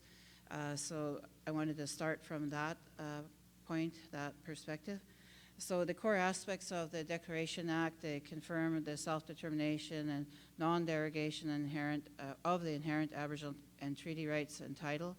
So that I wanted to explain that. And also the respect for the diversity of Indigenous peoples' rights and territories. That's another important one. The legislation mandates the government to do, in consultation and cooperation with Indigenous people, to take all measures to bring provincial laws into alignment with the Declaration. And I wanted to add there, that's going to be a lot of work, as you could see. It was unprecedented. We had over 13 legislation, federally and provincial, the last few years that we had to deal with. And what this is going to do is a lot more of that legislative and policy work here in BC. And the other part is also to develop an action plan to meet the objectives of the Declaration. And each year, an annual report will be submitted to the progress to the BC Legislature, which is June, right? June. The legislation also makes space for consent-based decision-making. So you remember in the articles in the UN Declaration has free, prior, informed consent. And in that, making that space with Indigenous governing bodies, the provincial authorities on matters that directly affect all Indigenous peoples. So there's a lot of work just in those few lines that are broken down into, the core aspects. So making sure I'm going the right way. Yep, you are. Okay, sure, thanks. Today was one of those days. So meeting the objectives of the UN Declaration on the Rights of Indigenous People, And we've been saying this consistently and constantly, and we need to, because we need the full implementation of the UN Declaration. And it's going to have to take all of us saying that, whether you're in a meeting with the school board trustees, whether you're in a meeting with the municipalities, whether you're in a meeting with your own nations, whether you're at various tables, all levels, we need to be saying these same things. Reflect, respect, and uphold Indigenous human rights, including the right of self-determination and self-government, the right to be recognized as distinct peoples, the right to free prior informed consent, the right to be free from discrimination, and our elders talked about that today very, very clearly, the right to enjoy and practice cultures, customs, and religions and languages, and the right to develop and strengthen economies and their social political institutions. So that it's going to take all of us to bring those human rights standards into effect, and so that we can change a lot of the things that is happening right now. Because as you're aware, a lot of the existing policy and legislation are based on the colonial doctrine of discovery, and those are the big shifts that we're making here in BC. So the next steps include alignment of laws. Some of the initial priority areas set out in the commitment document, I think Cheryl already mentioned that, the environmental assessment, children, families, forestry, land use planning, those are mandated and directed from the chiefs way back in the day. It seems like way back in the day, it's only been maybe a couple of years now. We went to each of the different meetings, the different nations, forums that were throughout the province, and we talked about the commitment document. And if you remember the history of that, that came from the Liberals initially, and then the NDP picked it up and finalized it to what it is today, and the chiefs approved it, and then it went over to Cabinet and got Cabinet approval. So it's actually a Cabinet-approved document, and it includes those priorities the chiefs set out for us. So now the province must engage directly with Indigenous peoples on what is meaningful engagement, how to bring provincial laws into alignment with the Declaration, including existing laws and new laws, as I mentioned earlier.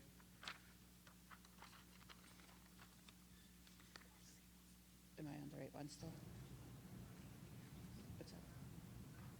Oh, and I keep forgetting about Merle, right? RC, I mean. RC, you're going to be doing the next ones. I just about carried right on. Not in the slides. So thanks, sorry, Merle. I didn't mean to scare you, Merle. I'm awake. Thank you. I'm not going to go into slides here, but this has been the 9th or 10th time we've updated the chiefs on the declaration. I got to speak more to the commitment we're hearing from the federal government over this past election, and with this coalition government between, well, potentially a coalition government, I suppose, minority government. The commitment from the Liberals federally to develop a federal legislation for the United Nations Declaration of Rights of Indigenous People. I did have the opportunity to, and as well as the First Nations Leadership Council, meet with Minister Lametti. It will be championed, I suppose, by the Attorney General, Minister of Justice, as well as Carolyn Bennett's office from CERNA, to develop this legislation as according to their mandate letters in partnership with First Nations. And what we have indication of is that they're really looking to BC for some guidance in terms of how best to implement the legislation federally.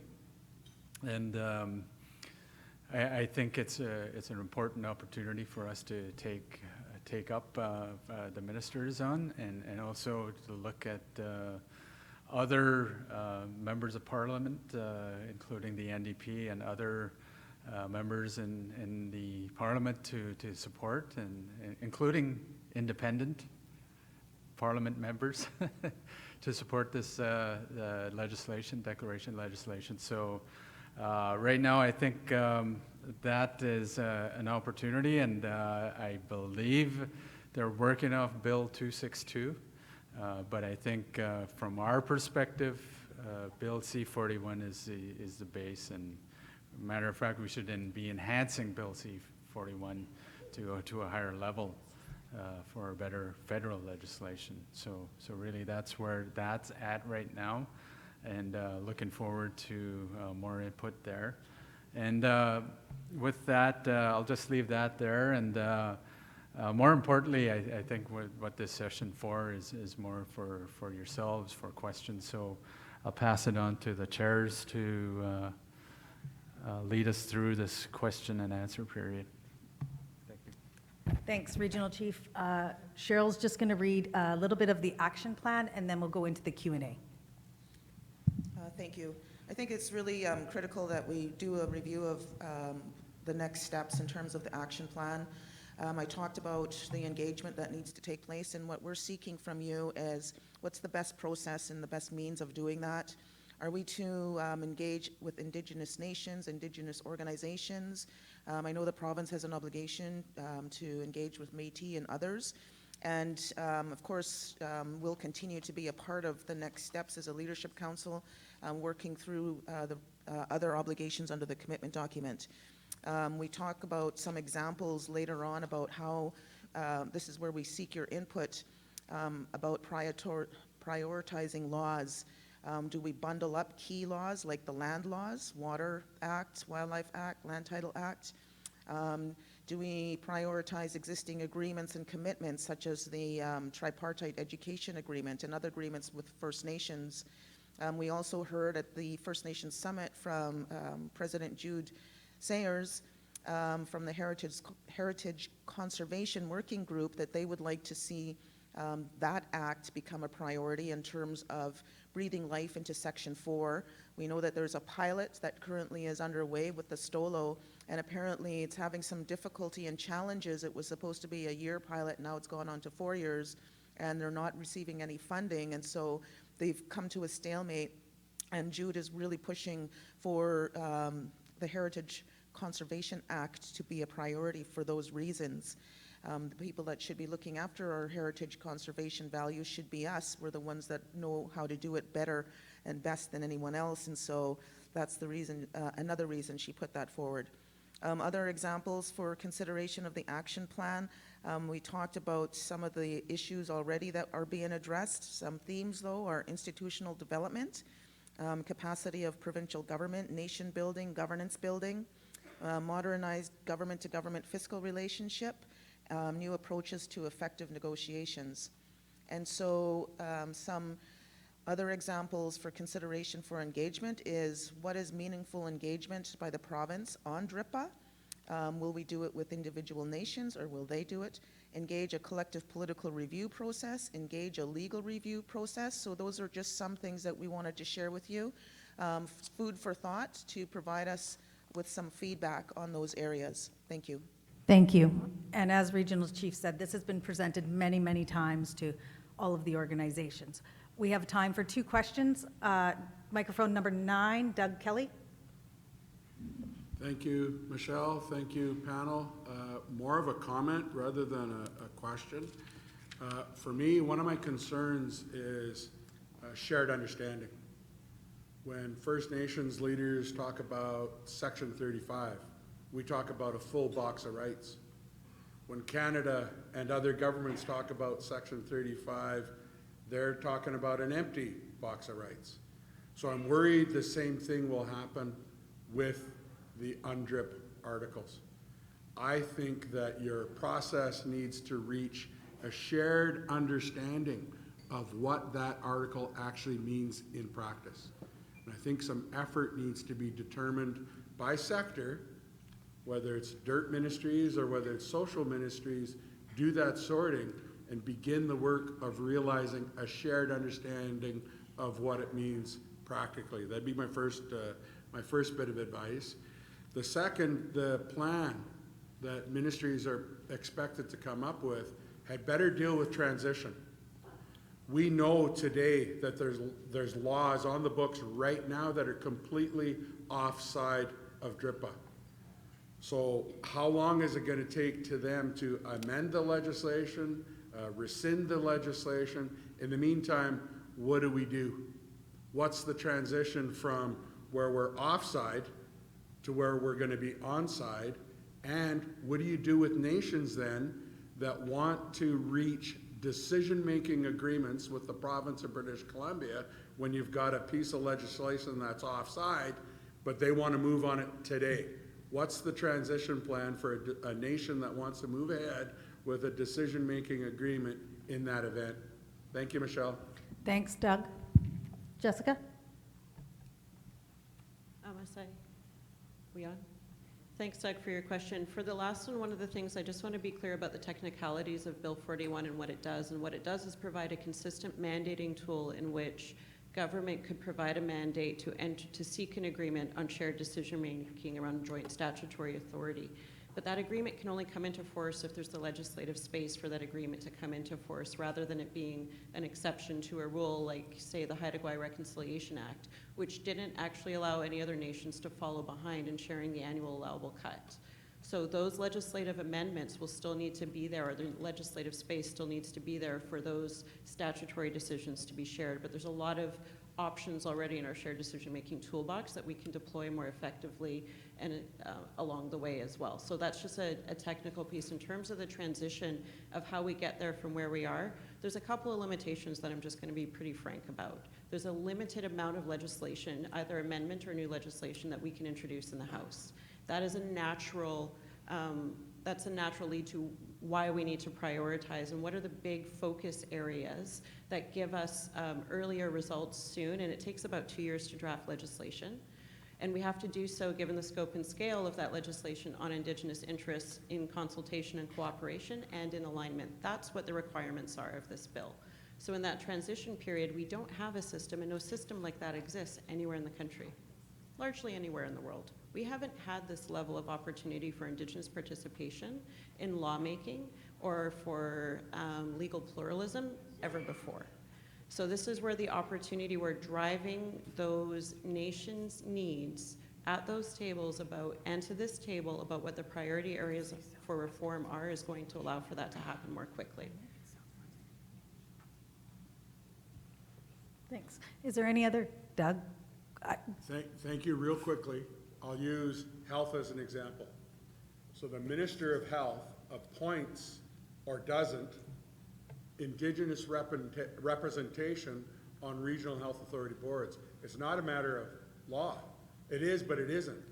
But I think the minister, not being encumbered by that legislation, could in fact develop a decision-making agreement that allows the minister to work with chiefs in each of the regional health authorities to appoint 2 reps to the regional health authority board. So I'm not arguing what you're saying in terms of statutory decision-making, but there's plenty of places where there is not. Where there is not, the government should be open to doing that, amending their processes, and fully realizing the principles. Thanks, Doug. Merle? Merle wanted to get in. Yeah, I just wanted to... Mic number 2. I just wanted to circle back to the question that you'd asked, I think, which I guess you sort of picked up again about the agreements. I think that, I mean, there's a number of First Nations that were sort of anticipating that this legislation was coming, and did carve out space in their agreements for anticipating change. So I think that's probably the best advice to First Nations that are sort of trying to invigorate Section 7, is to look at that series of agreements like Sishalth, Lake Babine, the Cares County Pathways Agreement, and look for the way that they carved out anticipating the change, and now, of course, implementing Section 7, because obviously Section 7 of the Declaration Act allows for consent-based decision-making for future agreements. Mike, one? One. And I'll say that there's a really good point here to identify the difference between the alignment of laws and the work under the action plan, and that none should be limiting on the work that we do. That they're supposed to enable work and they're supposed to provide a pathway forward, but in no way, shape, or form are we saying if it doesn't make it into the action plan, which is where there's a lot more opportunity to include things that aren't legislative in terms of change, but that doesn't mean if it's not in the action plan that it doesn't happen. So I think that's an important thing it doesn't have to be a first past the post, everything in now. Let's choose something really pragmatic and soon and start to build those competencies so that as those opportunities come up, we can move on them. Cheryl? Thank you. I just wanted to also share that at our Joint Core Working Group meeting where we do the hands-on work, we had a conversation about the timelines for legislation going forward and being introduced. And the province shared with us what that looks like, and we had made it quite clear to them that that may be the case on how things happen today, but because of the legislation and because of what it's intended to do, the province needs to make some significant shifts in how things happen in order to accommodate what it is that we need to do at our table with First Nations. Okay, Wayne, we have about 1 minute. I'll just do my introduction in 1 minute. Waiko Hwatap, Kamloops West, and Joe Cookby, Spalatina, Chief Wayne Christian of Spalatin. The question is around the action plan. How are you going to ensure that it's community-driven, nation-based, and engages our title and rights holders in the process? And is it possible to integrate into the process the existing tables that exist around the province? You know, as an example, the Wet'suwet'en. The Wet'suwet'en have been in negotiation for since 1997 after Delgamu. And it's taken what's going on now to force Canada and British Columbia to the friggin' table after 23 years. That's an existing process that talks about UNDRIP, that talks about the right of self-determination, that lays out a whole process. There are other tables around British Columbia where nations are developing those sort of relationships with British Columbia. So how can we ensure that those tables are not sort of pushed to the side and that they're actually part of this process? Because it's really important, rather than recreating work, to use the work that's already there. Koksham. I must say thank you for the question. I can say that we are trying to leverage as many active tables as we have and as many conversations. There's no wrong door to provide input into the action plan or the alignment of laws. If you're sitting with the province and you see a piece that you believe should be included, or regardless of whether or not it's included, needs action, share it. We're mining, especially in many of those existing agreements. Unfortunately, our deputy couldn't be here today because he's actively pursuing some resolution with the Wet'suwet'en. So there's no, it's taken a long time for us to get into this exact position, and I think what this legislation is going to continue to do is highlight the difference from where we are and where we need to be. But we are definitely looking, and the LC has been really clear with BC that while their advocacy and harnessing of the collective input from their constituencies do not replace direct input from rights and title holders. So we're doing everything we can to ensure robust engagement given the timelines that we're pressed up against. Merle?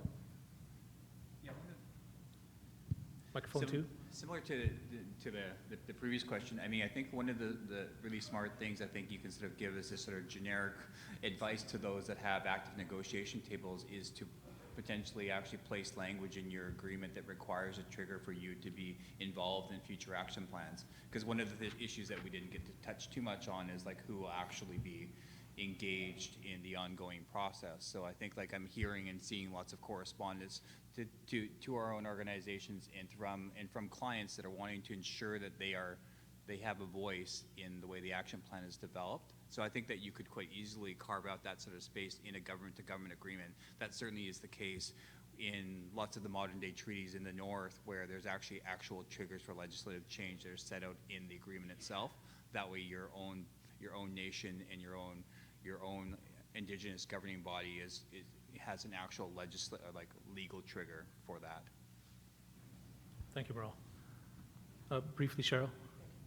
Just as we wrap up, just wanted to share with everybody that we've received funding for an all-chiefs meeting to have more detailed discussion on Bill 41, because we know that just a few minutes at all the chiefs' assemblies really isn't sufficient. So we haven't set any dates yet, but just to put you on notice that that's going to be coming up soon. Thank you. So as the regional chief noted, this is an issue that has been much discussed over the past period of time in terms of the support of the leadership of British Columbia First Nations in the development of legislation. I want to turn your minds to the first resolution that we have in the package that's on this topic, resolution number 1-2020, federal legislation to create a framework for implementation of the UN Declaration. And there's a couple of pages of preambular language, and I want to turn to page 3 of 3 where I'll read the resolution for the for the Assembly. Therefore, be it resolved that 1, the BCAFN Chiefs in Assembly calls upon the Government of Canada to A, establish a BC-specific collaborative process to fulfill its commitment to introduce co-developed legislation to implement the United Nations Declaration of the Rights of Indigenous Peoples by the end of 2020, as set out in the Prime Minister's December 2019 mandate letter to the Minister of Justice and Attorney General of Canada. And B, work in collaboration and partnership with First Nations in BC and First Nations organizations, including the UBCIC, FNS, and BCAFN, working together as the FNLC in any co-development process regarding federal legislation to implement the United Nations Declaration of the Rights of Indigenous Peoples. And C, work in collaboration and partnership with First Nations in BC and the FNLC to develop a BC-specific action plan to implement the UN Declaration, which is to be informed by other United Nations instruments upholding Indigenous rights, such as the Universal Declaration of Human Rights and International Human Rights Law, as well as the Organization of American States American Declaration on the Rights of Indigenous Peoples. And 2, the BCAFN Chiefs in Assembly directs the regional chief working with the FNS and UBCIC as the FNLC to A, engage the First Nations in BC to seek input and direction to inform participation on the co-development of federal legislation to implement the UN Declaration, including the development of a BC-specific action plan to implement the UN Declaration and federal legislation, and B, report back to the BCAFN Chiefs in Assembly on progress made, and to seek further input and direction on any drafts of federal legislation to implement the UN Declaration and the BC-specific action plan. So this is a mirror resolution that has gone through the First Nations Summit of the Union of BC Indian Chiefs. Looking for a mover and a seconder. Chief Ignace and Grand Chief Doug Kelly, mover and seconder. So can I ask for one amendment, Doug? Just a friendly amendment on 2, where it says the BCAFN Chiefs in Assembly direct the regional chief working with the First Nations Summit and Union of BC Indian Chiefs as the FNLC, and can you add sector, first, province-wide sector organizations? So I'm referring to the Fisheries Council, I'm referring to First Nations Education, I'm referring to the Health Council. I would include them in this mix. This is, okay, this is in 1B? 2, right in the first part of 2. Okay, the opening lines of 2. Yes. Okay. Is it good? It's fine? Chief Ignace, that amendment is fine with you?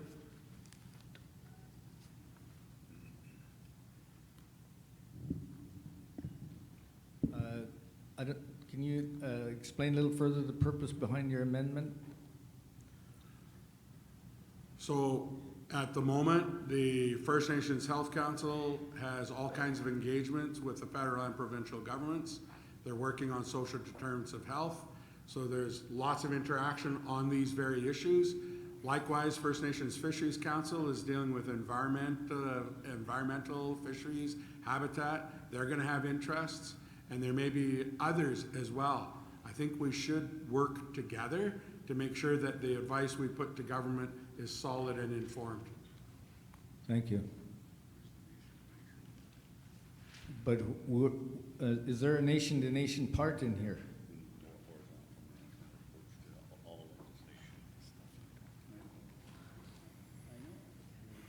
I guess it should be, is it in the drafting, co-drafting of this UNDRIP legislation on, with us nations engaged? Does anybody want to speak to that?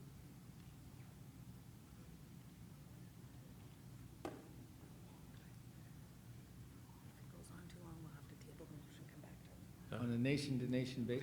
The way the resolution is currently drafted, it's more of a, that you're empowering BCAFN to act within, like it's, to take. Yeah, because the AFN has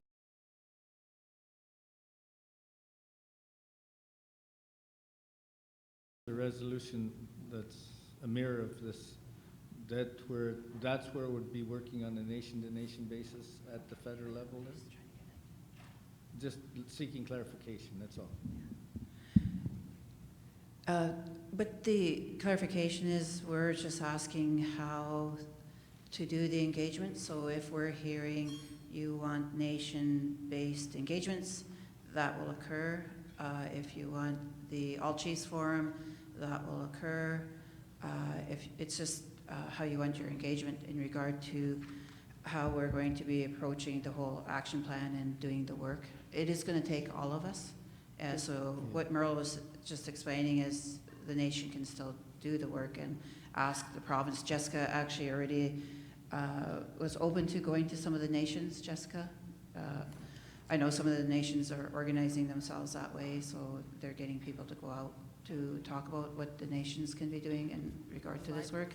And then this resolution is just speaking to how we would continue to do the work from what the chiefs are mandating us to do on this one level.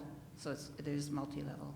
The reason I brought that up is because we saw how significant and important it is for the engagement of proper title rights and holders in the Wet'suwet'en recent incident. So we ought to be clear on that. Thank you. Okay, so you're good with the motion, amended motion? Questions been called? Oh. Microphone one. I just want to clarify with everybody, because I think we're getting mixed up. This resolution is for federal legislation. This is not given direction on the provincial Bill 41 in terms of moving forward on the action plan. So I'm kind of hearing conversation crossing over, but this is specific to federal legislation on UNDRIP. Thank you for that.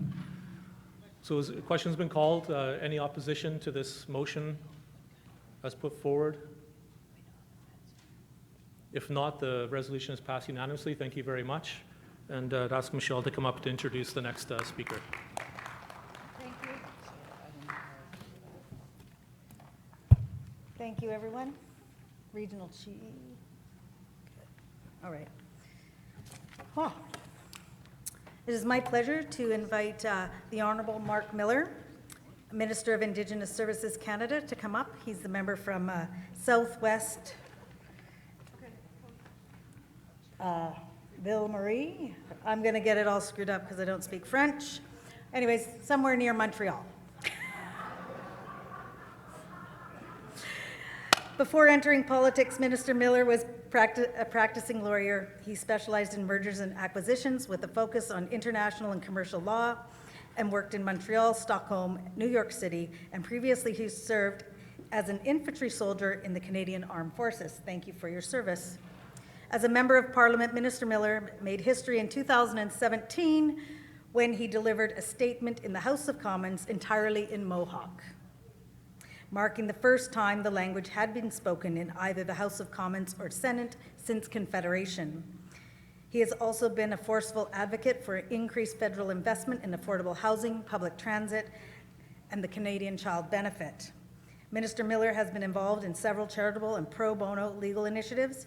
He has also authored articles on constitutional and human rights law. Minister Miller is a graduate of the University of Montreal, where he earned a master's and a bachelor's degree in political science. He's also a graduate from McGill University with degrees in common law and civil law. Minister Miller was born and raised in Montreal. With that, with no further ado, I invite Minister Miller to come and join us. Please welcome me.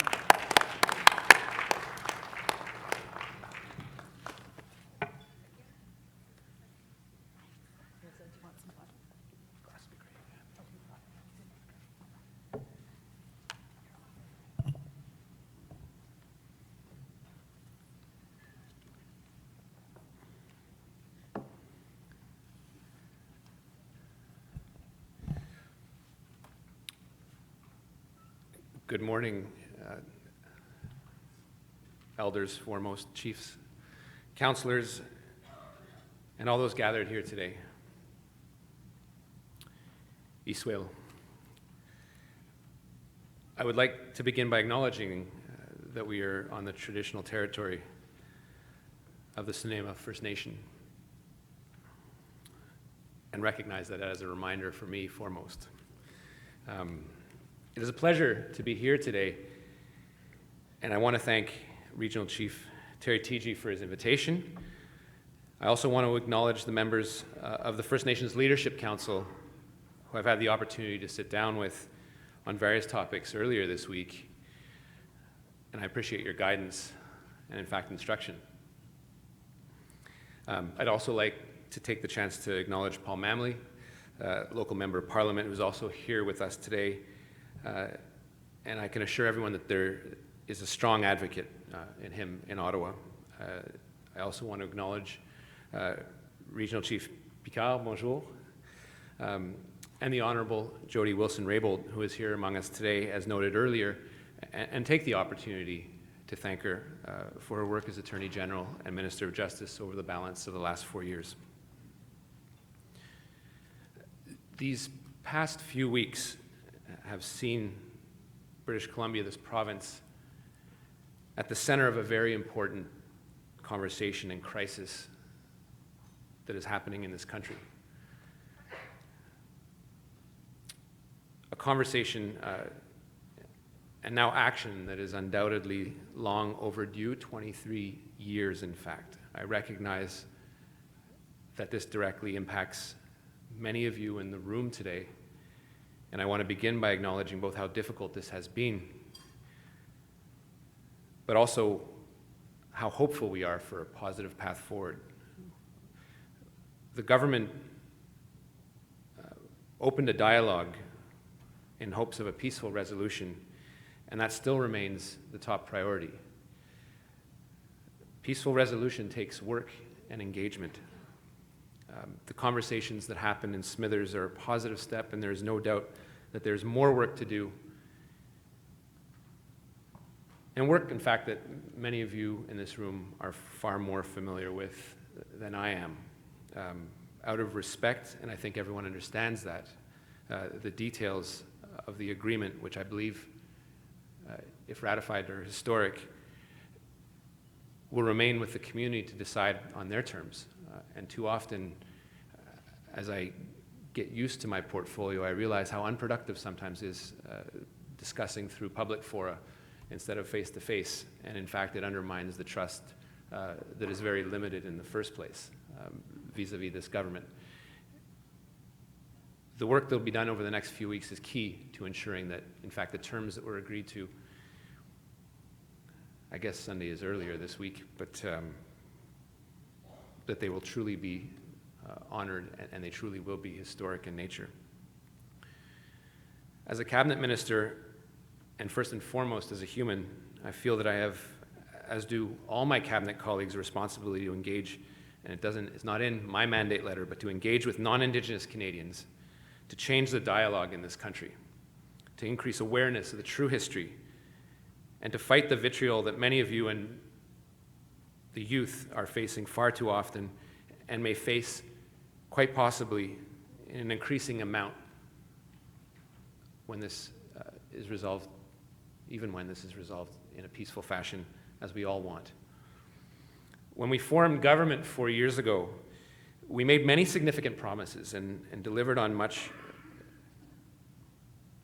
But the most important learning for us that we should have known was that everything had and has to be done in partnership. We can't shy away from the fact that we've made mistakes, and we must acknowledge them in order to move forward. We know that there's no quick fix for the decades of systemic discrimination that Indigenous peoples in Canada have faced, continue to face, but our government is committed to putting in the time, energy, and resources to right past wrongs and build a better way forward for this generation and for future generations. We undertake this work in a way that departs from much of our shared history, a history in which inherent rights, leadership, and cultural vitality has not been respected as it should have. Our approach should be founded and should have been founded in partnership and co-development and anchored in listening to Indigenous leaders, elders, youth, and community members in working to support the attainment of your goals based on your priorities. When we don't have an open and honest dialogue, we simply can't move forward together in true partnership, which is an ideal we strive to live up to because we know that this is critical in renewing the relationship between the Crown and Indigenous peoples to one that is based on respect, collaboration, and the recognition of rights. But this can't happen without dialogue. And the best type of dialogue is face-to-face.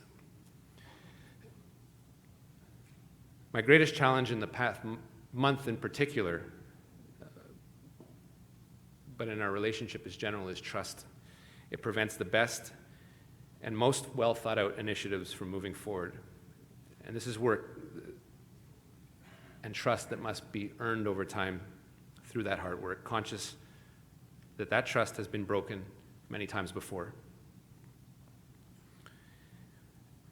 The United Nations Declaration on the Rights of Indigenous People sets out how to protect and promote Indigenous rights around the world. It is fundamentally about advancing self-determination and rebalancing the relationship between states and Indigenous peoples. Our government, the federal government, is committed to the full and effective implementation of the UN Declaration and committed to enacting the Declaration into legislation. My colleagues, the Minister of Justice and Attorney General, the Minister of Crown Indigenous Relations, Carolyn Bennett, and the Minister of Northern Affairs, Dan Vandal, will count on your experience in getting it done here in BC, and we will be following that lead. I want to take this moment to recognize the leadership of the BC government and the leadership of people in this room in getting it done. As delineated in the United Nations Declaration, we must approach our work through the lens of your inherent right to self-determination. We're firmly committed to this, and we recognize that we need to transform existing practices and legislation to fully implement the Declaration with mechanisms, institutions, and policies that are co-developed in trust with Indigenous partners. And when we talk about transferring control and building capacity, we have a lot of work to do, but this must be thought in the long term. This is why we need to make it a shared priority to ensure that every child has access to quality education. This is best achieved, as you well know, when First Nations control First Nations education. And in BC, the Tripartite Education Agreement signed last January has built on the success of the Tripartite Education Framework to improve opportunities for First Nations, students in particular, both in First Nations and in provincial schools. Alongside this, we've developed a new policy framework to transform the way education on reserve is funded. Now, K-12 students on reserve receive funding that is aligned with provincial funding levels. We've also added new resources to support the full-time 4 to 5-year-old kindergartners in your schools. I know that in British Columbia, there's an immense diversity of languages. Preserving and sharing your language and culture with youth is also critical to the strength and health of your communities and the next generation. That is why we've invested further funds in language and cultural programming for your students, complementing the passage of historic legislation to promote and protect Indigenous languages at the end of the last term. I was also very pleased that Canada has committed up to $3.8 million in 2019-2020 to support First Nations Student Transportation Fund, as envisioned in the BC Tripartite Agreement with the province of British Columbia and the First Nations Education Steering Committee. This benefits approximately 7,820 First Nations students living on reserve who attend BC public schools. The investments include transportations for extracurricular activities, special supports, and investments to reduce travel times and extend services for students traveling to and from school. Another area that is vital to the well-being of First Nations children and youth is mental health. We're working together to close the gap in access to quality health care between Indigenous and non-Indigenous peoples in Canada because we know that the gap is unacceptable. In order to do that, we need to work together to develop distinctions-based Indigenous legislation and back it with the necessary investments to deliver high-quality health care for all Indigenous peoples. We are working with First Nations to advance Indigenous-led approaches to mental wellness to provide better access to effective, sustainable, and culturally appropriate services. Across the country, there are now 63 community-led mental wellness teams serving 344 communities, up from 11 teams in 2015, which is significant.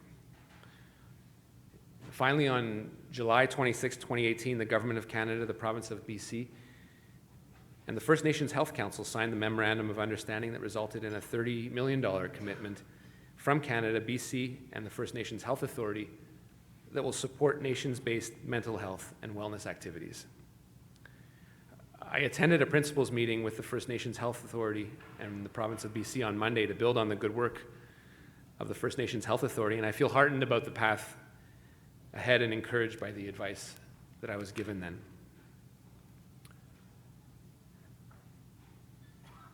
We are also committed to the full implementation of Jordan's Principle, which helps First Nations children access the products, services, and supports they need when they needed them. Between July 2016 and January 31st, 2020, nationally, more than 530,000 products, services, and supports like speech therapy, educational supports, medical equipment, mental health services, and more were approved for First Nations children under Jordan's Principle. I have the honor of seeing this firsthand in some of the nations I visit. And because, as you know, behind every product, service, support is a child in need, an Indigenous child in need, that shouldn't have had to ask for it in the first place. We will continue to work in partnership with regional organizations such as First Nations Health Authority here in BC to build and support healthy communities.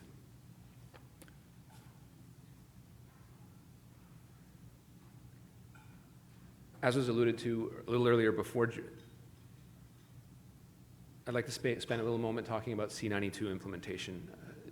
Jordan's Principle is helping us close the gap for Indigenous youth because every child deserves the very best start in life. And yet, we've had a lot of work to do. You all know the numbers much better than I do. Less than 8% of the children under 14 in Canada are Indigenous, yet they account for 50% nationally of the children in care. And while this varies from province to province, this is entirely unacceptable. I think we all agree that this has to change.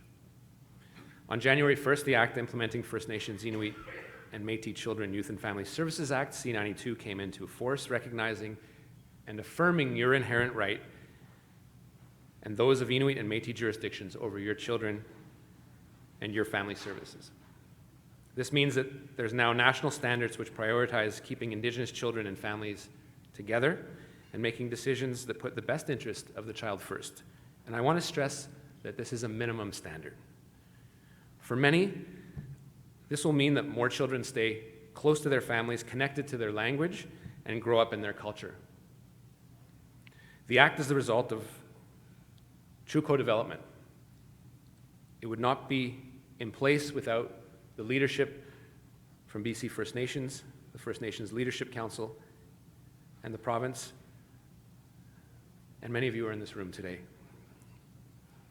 You've been unwavering champions and advocates for the principles of this Act, and we will support the tripartite tables you've told me are needed to move forward at the community level, as well as the regional level, so the strong leadership and innovation are properly supported. Progress may be slow, but we're addressing a system that's been broken for decades, and we want to get it right. We need to get it right, because at the end of the day, it is about your kids. Indigenous people will decide for themselves what is best for their children, their families, their communities, and their nations. The Child and Family Services legislation sets us on a new path forward. However, this government recognizes that in order to truly move forward, we must address past wrongs. I recognize that this is a highly emotional topic. The Government of Canada is unwavering and steadfast in its commitment to improve the lives of First Nations children and to compensate those harmed by the discriminatory underfunding of child and family services. In fact, one of the first things I was instructed to do as minister was to work alongside the Minister of Justice to move quickly to advance compensation that is timely, fair, and equitable, and that hopefully helps with healing. I think it's safe to say that we would all like a quick resolution. But often the immediate resolution is not necessarily the right one. We have to consider the best approach, and I'll elaborate on that. There's a significant interplay between the various claims for possible compensation, which we need to recognize. We are seeking a solution that is consistent with past settlements, that rights historical wrongs, and considers how other claimants have been treated. And we do not want to leave out anyone who's rightly entitled to compensation. We're also conscious of the fact that there are two class actions that overlap to some extent and contribute to the complexity of the resolution. But this does not affect our resolve to get this right. And out of respect for the parties involved in the discussions, we've agreed not to speak publicly about every detail of how we move forward in resolving, but it's important for me to state that in front of you because, again, we're talking about your children. I'm heartened to have my ADM, Valerie Gideon, who many of you know, working on some of the modeling and some of the formats that would address that compensation in a way in which we learn from past settlements that doesn't re-traumatize and re-victimize, because in some cases we're speaking to a much younger constituency as well, and therefore much more vulnerable. And I've been modestly optimistic of some of the results I've seen. Since 2016, we've invested $21 billion into the priorities of Indigenous partners that they have set, and together we've made some important progress. But we still have a long way to close the unacceptable socioeconomic gaps that still exist between Indigenous and non-Indigenous peoples. Closing that gap could boost Canada's GDP by $28 billion. That is according to the National Indigenous Economic Development Board. That is a tremendous amount of unrealized potential. Our government will continue to work to establish new fiscal relationships with Indigenous peoples, fiscal relationships that ensure sufficient, predictable, long-term, and sustained funding for communities so that First Nations have the revenue generation and fiscal capacity to plan and to govern effectively to provide programs and services to those for whom they're responsible. On that note, an important first step was the creation of 10-year transfers, a key recommendation that was developed with the AFN. These grants have cut down the burden of reporting by close to 90%. This past year, 85 First Nations, 46 right here in BC, signed the 10-year transfer agreements, and we know there continues to be strong interest in BC this year for signature and ratification of 10-year grants. It's clear that Indigenous peoples must be included in and benefit equally from growth and prosperity. To do that, Canada's reviewing the federal procurement strategy for Aboriginal business. We're engaging a wide range of partners from the Canadian Council of Aboriginal Business to individual Indigenous entrepreneurs to tell us what they need from the strategy. Over the last year, Aboriginal financial institutions approved $125 million in developmental loans to Indigenous entrepreneurs. That capital was fundamental to the creation of over 1,000 businesses.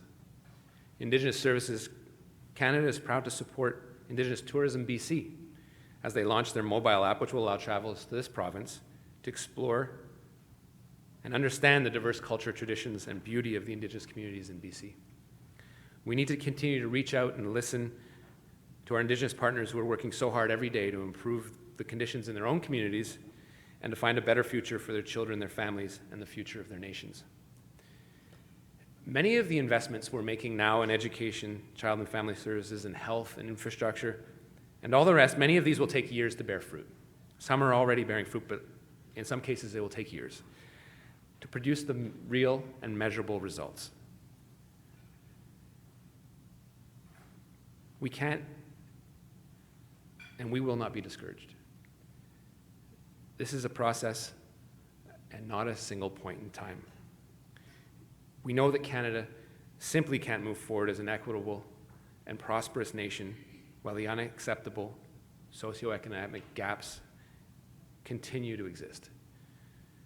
More opportunities for Indigenous peoples and greater participation in economic opportunities, whether they're entrepreneurship, cooperative businesses, or any of the many industries across Canada, will benefit the economic health of Canada as a whole. We owe this to ourselves, to past, and most importantly, future generations. Together we can and we build a better Canada for all. Thank you. Merci. Aichka.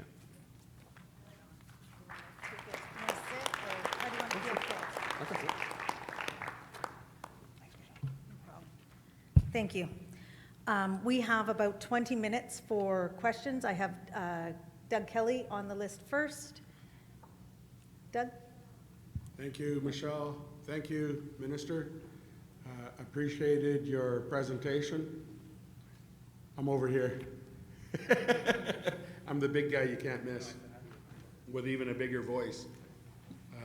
Wanted to let you know that British Columbia has a very recent history in working on recognition and reconciliation and legislation. It was not that long ago, about 11, 12 years ago, that the First Nations Leadership Council was working with then Premier Gordon Campbell on building a law calling for recognition and reconciliation. And there was a lot of opposition, a lot of fear. Resource-based industry leaders were actively opposed to such a bill. Their lawyers were actively opposed to such a bill. Some of our lawyers working for our interests were opposed. So you will encounter opposition. You will encounter bigotry, and you spoke to that. That's a challenge for you and your government, especially in a minority situation, to build goodwill to support this kind of transformative change. And at the time, in dealing with that, there was rumors flying that the legislation had already been written. It had not. There's rumors flying about a bill, a federal bill for implementing the principles of the UN Declaration on the Rights of Indigenous People. There's rumors flying in the ranks of our leadership right now, Minister, that you can put to rest. Has the bill already been written? Is it a sham then that you're talking about engaging our leadership when the bill's already written? If the bill's already written, then you need to tell us that. If it's not, you need to tell us that. And if you're prepared to put truth to your commitments of engagement, then how will we do that work? Over what time frame will we get that work done? Thank you, Michelle. Thank you, Doug. If it's all right with the minister, I'd like to go to the questions and then come back to you. Chief Price, microphone 23. Dahuja, thank you. Thank you, Nemo, for inviting us onto your territory. My name is Chief Linda Price. I'm from Algatra First Nation, Nakwantlu, Anaheim Lake. The issue I have is with regard to the ISK housing policy.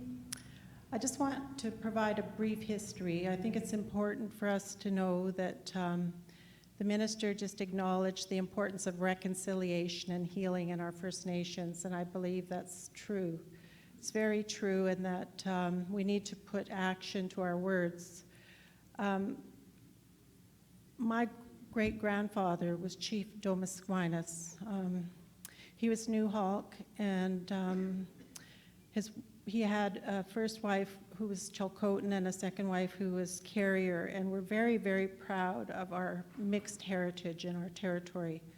I just want to acknowledge that I've always acknowledged to the chiefs that I am a chief that represents part of my community, which is Carrier, Dakath, some part of my Carrier, which is Chilcotin, and some of us that are New Hawk, including myself. My great-grandfather was Chief Domisquinas. We had 5 longhouses in our territory. There were a couple of commissions. Governor Douglas and Governor Seymour came out to our territory in the late 1800s and early 1900s. And what they did was they set aside reserve lands. We have a very large traditional territory in the interior of British Columbia. One of the things that they did was they set up reserve lands in, or what we call the KO areas. And then eventually, and one of them was the Squamish traditional area. And one of the things that they did was in the mid 1940s, they decided to move all of our some of our family members off of their KO areas and bring them on to the main Squamish Reserve, which is located in Anaheim Lake. So eventually, as time progressed, the INAC policy, which was the housing policy, basically prohibited the elders from building their homes down on their KO areas downriver. And for 40 years, I've heard, and our community has heard from our elders, that they want their homes built down on their KO areas. They don't want them, their cries ignored. In our history, and it's always troubling for me when I speak of our history,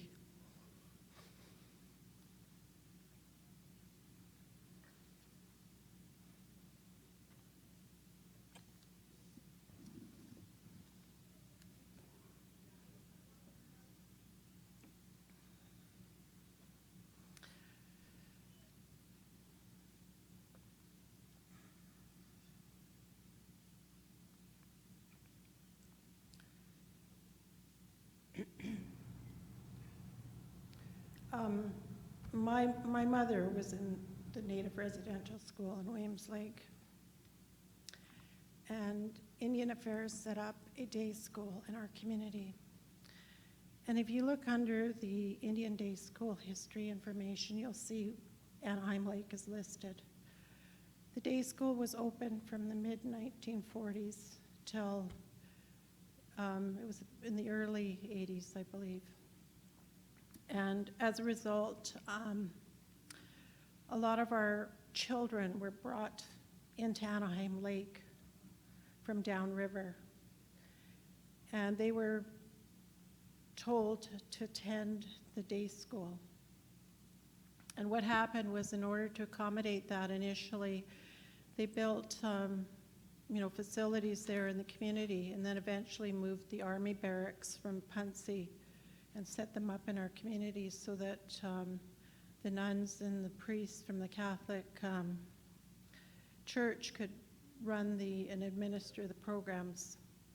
So getting back to the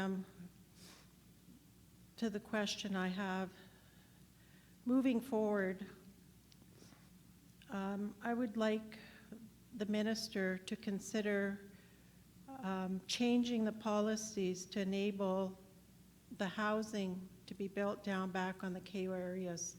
Those are reserve lands that are designated, but over the time period that I'm speaking of, Indian Affairs policies would not allow community members to build their homes down on the KO areas, but they instead developed a subdivision on the Squamish IR. We have 3 subdivisions on Squamish IR.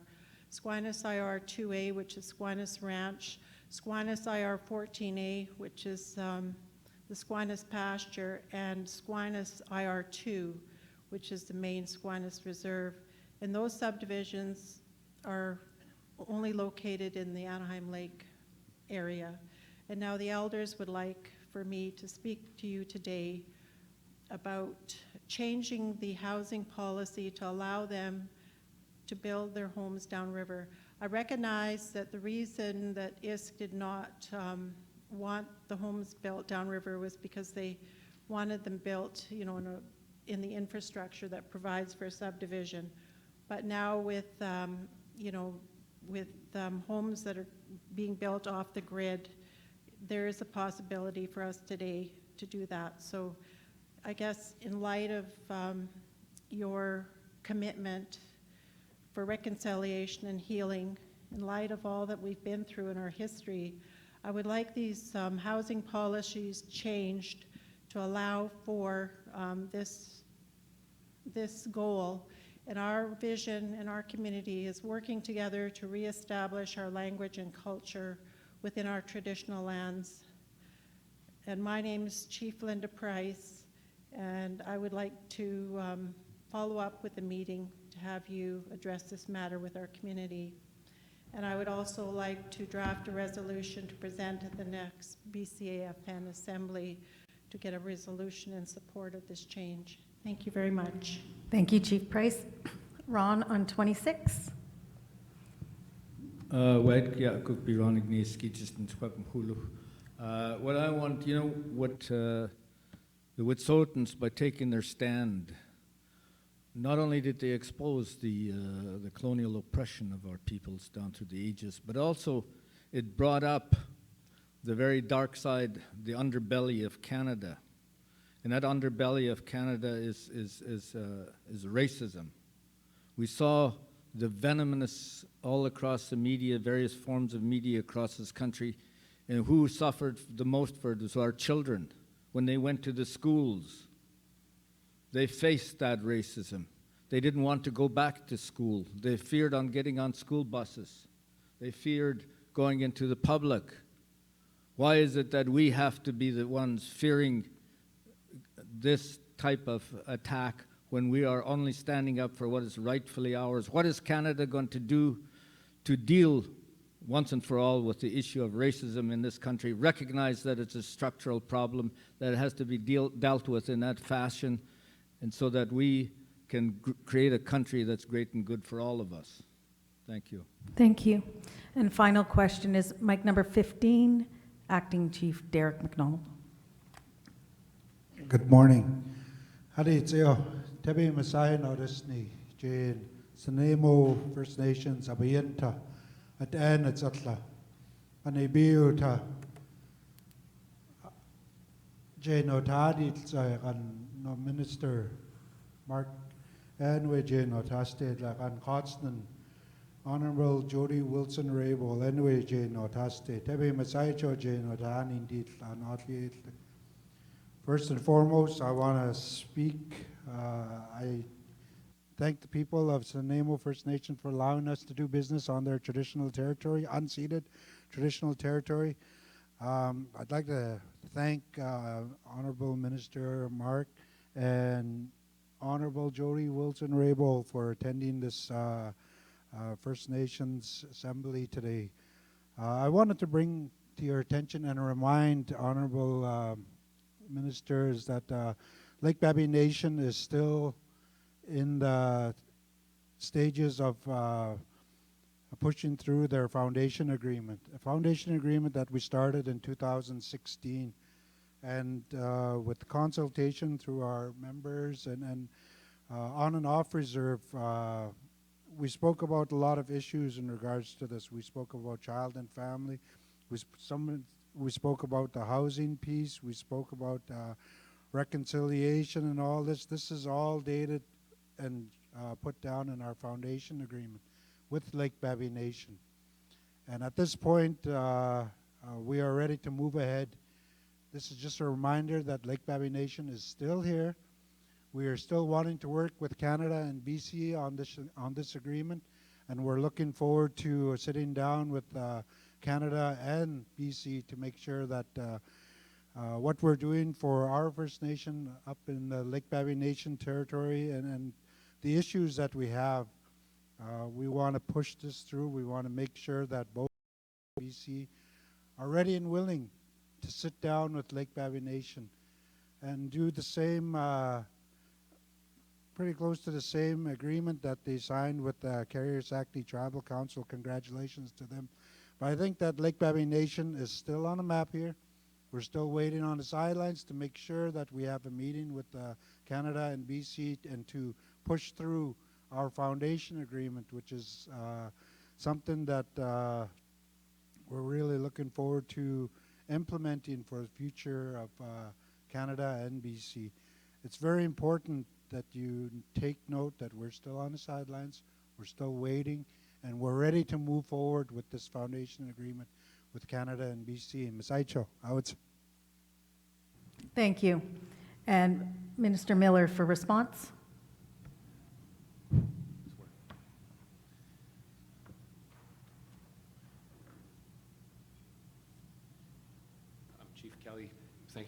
words.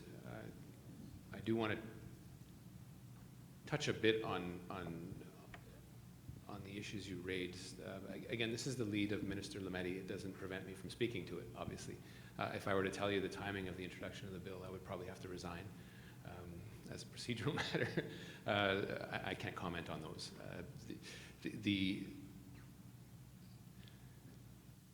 I think you'll acknowledge that Minister Lametti has been in contact and is eager to work on the articulation of UNDRIP. The challenge when I've taken a step back, and recognizing also the importance of the recognition, because we all know how long it took Canada to even consider it. I look at the legislation as exceedingly important to how we see ourselves, and particularly relations with non-Indigenous Canadians, with Indigenous peoples, and how we need to move forward as a country in reforming our laws. The declaratory nature of UNDRIP is, I think, what everyone will acknowledge, the largest challenge. The next step after the law is passed is the actual reform of all the laws that have operated in a fashion to unduly prejudice, whether directly or indirectly, Indigenous peoples. And that is, I think, coming out, and we haven't even gotten the law passed, but once we get there, the biggest challenge for us as a country is reconciling those laws.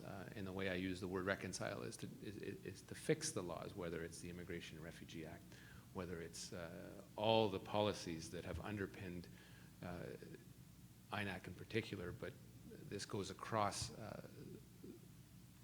perhaps it could be in the dozens and hundreds of pieces of legislation, as well as the enfranchisement and the adoption at the provincial level, in which BC has been a leader. So we have that challenge before us. Now, that doesn't directly deal with your point. I think everyone wants the declaration passed as law as soon as reasonably possible. It doesn't mean engagement can't be had. It doesn't mean that upon introduction that the doors are closed for dialogue and consultation. And I think if we've learned from anything in the past, as we've introduced bills that touch and concern Indigenous peoples directly, we need to have a robust engagement, whether it's at the committee level, whether it's consultative mechanisms that go across Canada, whether it's robust engagement of Senate committees. These are very, very important. To some extent, we have the benefit of 262, and I'll acknowledge the work of Romeo Saganash in introducing that private members bill. And it is informative because there was a lot of work that was done, a lot of discussions that were had. This isn't to undermine your concern, and far from that, but I think and I know my colleague David Lametti very well, he will want to ensure that that process is done, acknowledging the importance of, I think as a country with the stars aligned, particularly with parties in the House that do support it for the most part. I think the importance of getting it done, introducing at the very least in an expedient fashion is key, especially as we come out of the incidents that have, I think, occupied everyone's minds over the last couple months. I also see the tendency to use UNDRIP as an element to fuel some of the systemic bigotry that exists and some of the ignorance that exists throughout all this experience. And I think I'll touch on Chief Ignatius' point.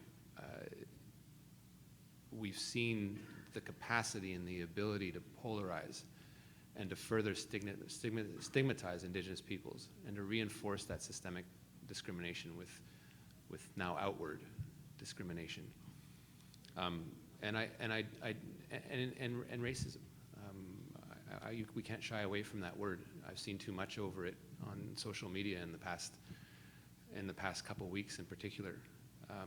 My greatest fear, and this is why we have to continue having that dialogue, is you can be frustrated, you can be angry, you can be disappointed, but I think it's not right to be ignorant and ignorant of the past. And the challenge that I face, and it's a challenge that I take on readily, and the challenge that in particular Carolyn Bennett faces, but we all face as a government, is one of education, and not simply comms, as we sort of say all the good things that we've done. We have a real challenge that deals with education, and that's a long-term project. It's very difficult to do, particularly in a hyper partisan atmosphere that I live in the Ottawa bubble. Over the last weeks or so, recognizing the historical wrongs, the deliberate and then systematic destruction of structures that existed well before Canada existed, hereditary structures in some cases that obviously, as everyone knows, varies from nation to nation. We can't shy away from the fact that the federal government was complicit in destroying a number of the structures hundreds of years ago and continue to do so, that are now being held up and have been enfranchised in Canadian law since Delgamuukw. And then 23 years later, I'm simplifying this, but 4 days of open dialogue have created an opportunity. And this is something that we should look back and ask ourselves, why did it take that long? But we should also say this is also an opportunity. And from that opportunity, we can emerge stronger as a country. But we do, Chief Ignace, have to deal with what we've also seen as vitriol, racism, frustration, and speak about it openly, and not hide away from it and condemn it where we see it. And that is the tip of my frustration, and the crux of it is magnified when we're dealing with children. It disturbed me greatly to know that currently in Kahnawake, for example, where the Solidarity Movement, which was supporting the Wet'suwet'en, as everyone knows, was causing the children, 200 of whom study off reserve, to be targeted and discriminated against. And that is, I find that disgusting. And it's something that we need to all look at and condemn and see it for what it is. So I appreciate your words in that regard, because I think that in a world where everyone likes quick fixes, especially in government, there's some long-term work to do. And I acknowledge that. Chief Price,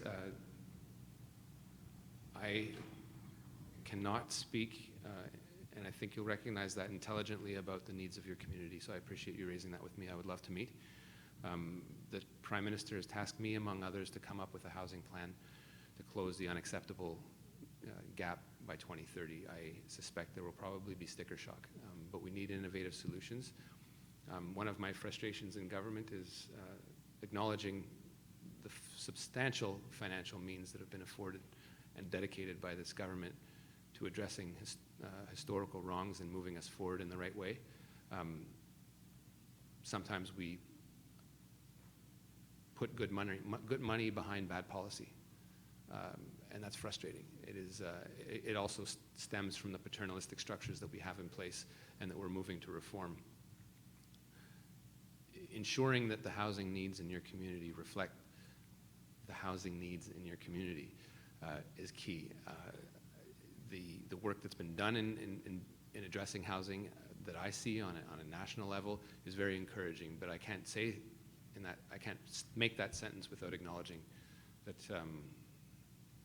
that there is work to do in communities on your terms. So I would encourage you, if you feel this is right, to keep working with Catherine Lappy, who is here today from the BC Regional Office, and I would be more than glad to meet with you and anyone in your community to address those concerns directly in Ottawa or as an MP from Montreal. I'd be glad to welcome you there.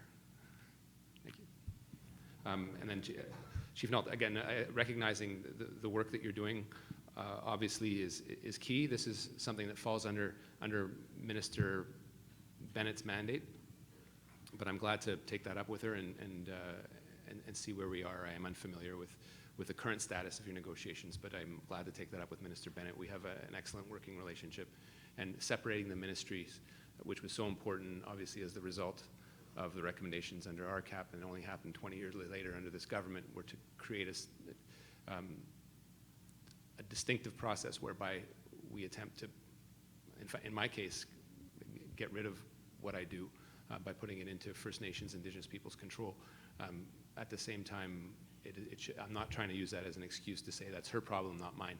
It's very much my problem. It's very much our government's problem. But we'll follow up with that, and I have personnel here that will do the same. So thank you. Thank you, Minister Miller. That brings us to the conclusion of our morning session, chiefs and proxies and delegates.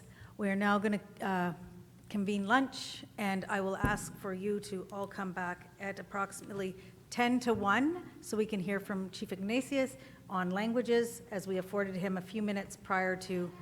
Well, thanks for everything. All right. Thanks for a meeting. So with that, we're breaking for lunch, and again, thank you very much.